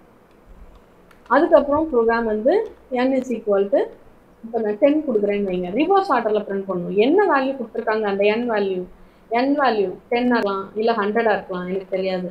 12 கொடுத்தா 12 இருக்கலாம். ஸோ n வேல்யூ இப்போ 10ன்றனால நான் 10 போடுறேன். எனக்கு ரெடியூஸ் பண்ணணும். 9 8 அப் டு 1 வரைக்கும் 7 6 5 4 3 2 1 இப்படி ரெடியூஸ் பண்ணணும் இந்த மாதிரி.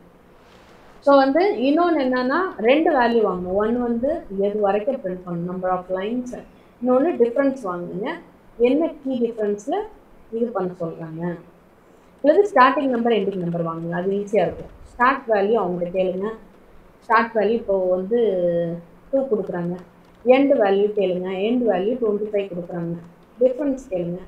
டிஃப்ரென்ஸ் வந்து ஒரு 3 கொடுக்குறாங்கன்னு வைங்க.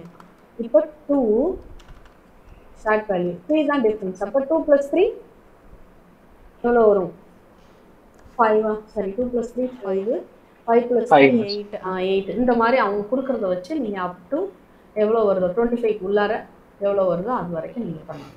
ஸோ இது மாதிரி பலவிதமான ப்ரோக்ராம் நீங்கள் எழுதலாம் ஃபார் லூப் வச்சு. நான் இப்போ இங்கே எனக்கு 10 இருக்குது, ஓகே. எனக்கு 10 இல்லாமல் எனக்கு வந்து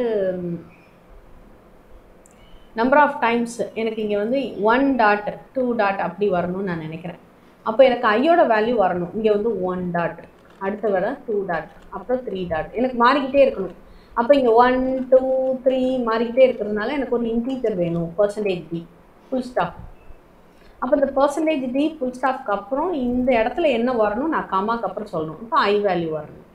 அப்போ ஐ வேல்யூ இந்த பர்சன்டேஜ் டியில் வந்து உட்காரும் போது முதல்ல 1 டாட் 2 டாட் 3 டாட் அப்படின்னு வரும். ஸோ இப்போ நம்ம சேவ் பண்ணிட்டு இப்போ நான் ரன் பண்ணி காட்டுறேன் பாருங்க.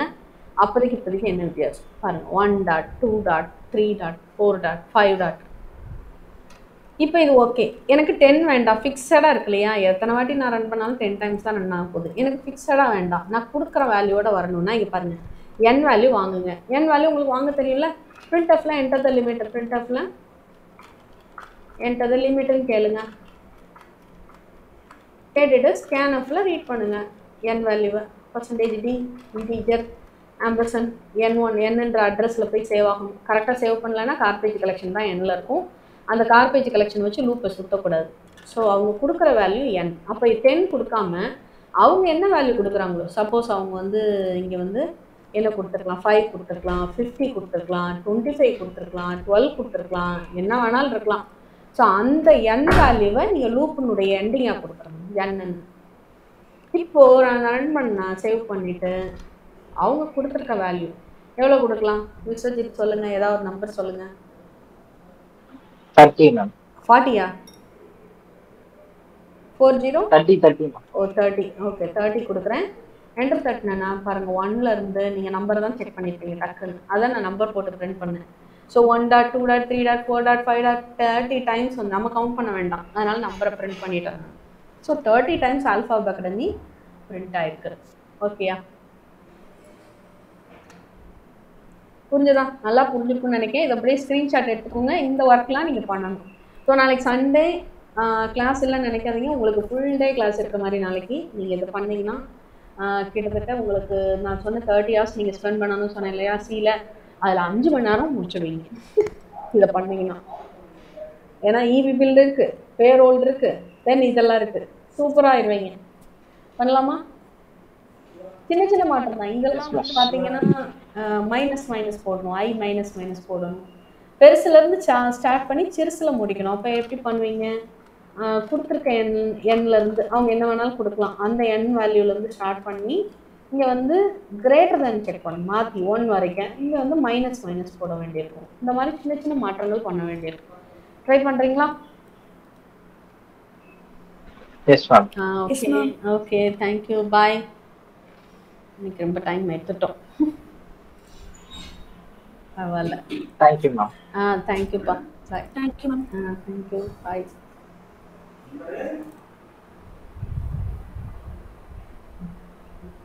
I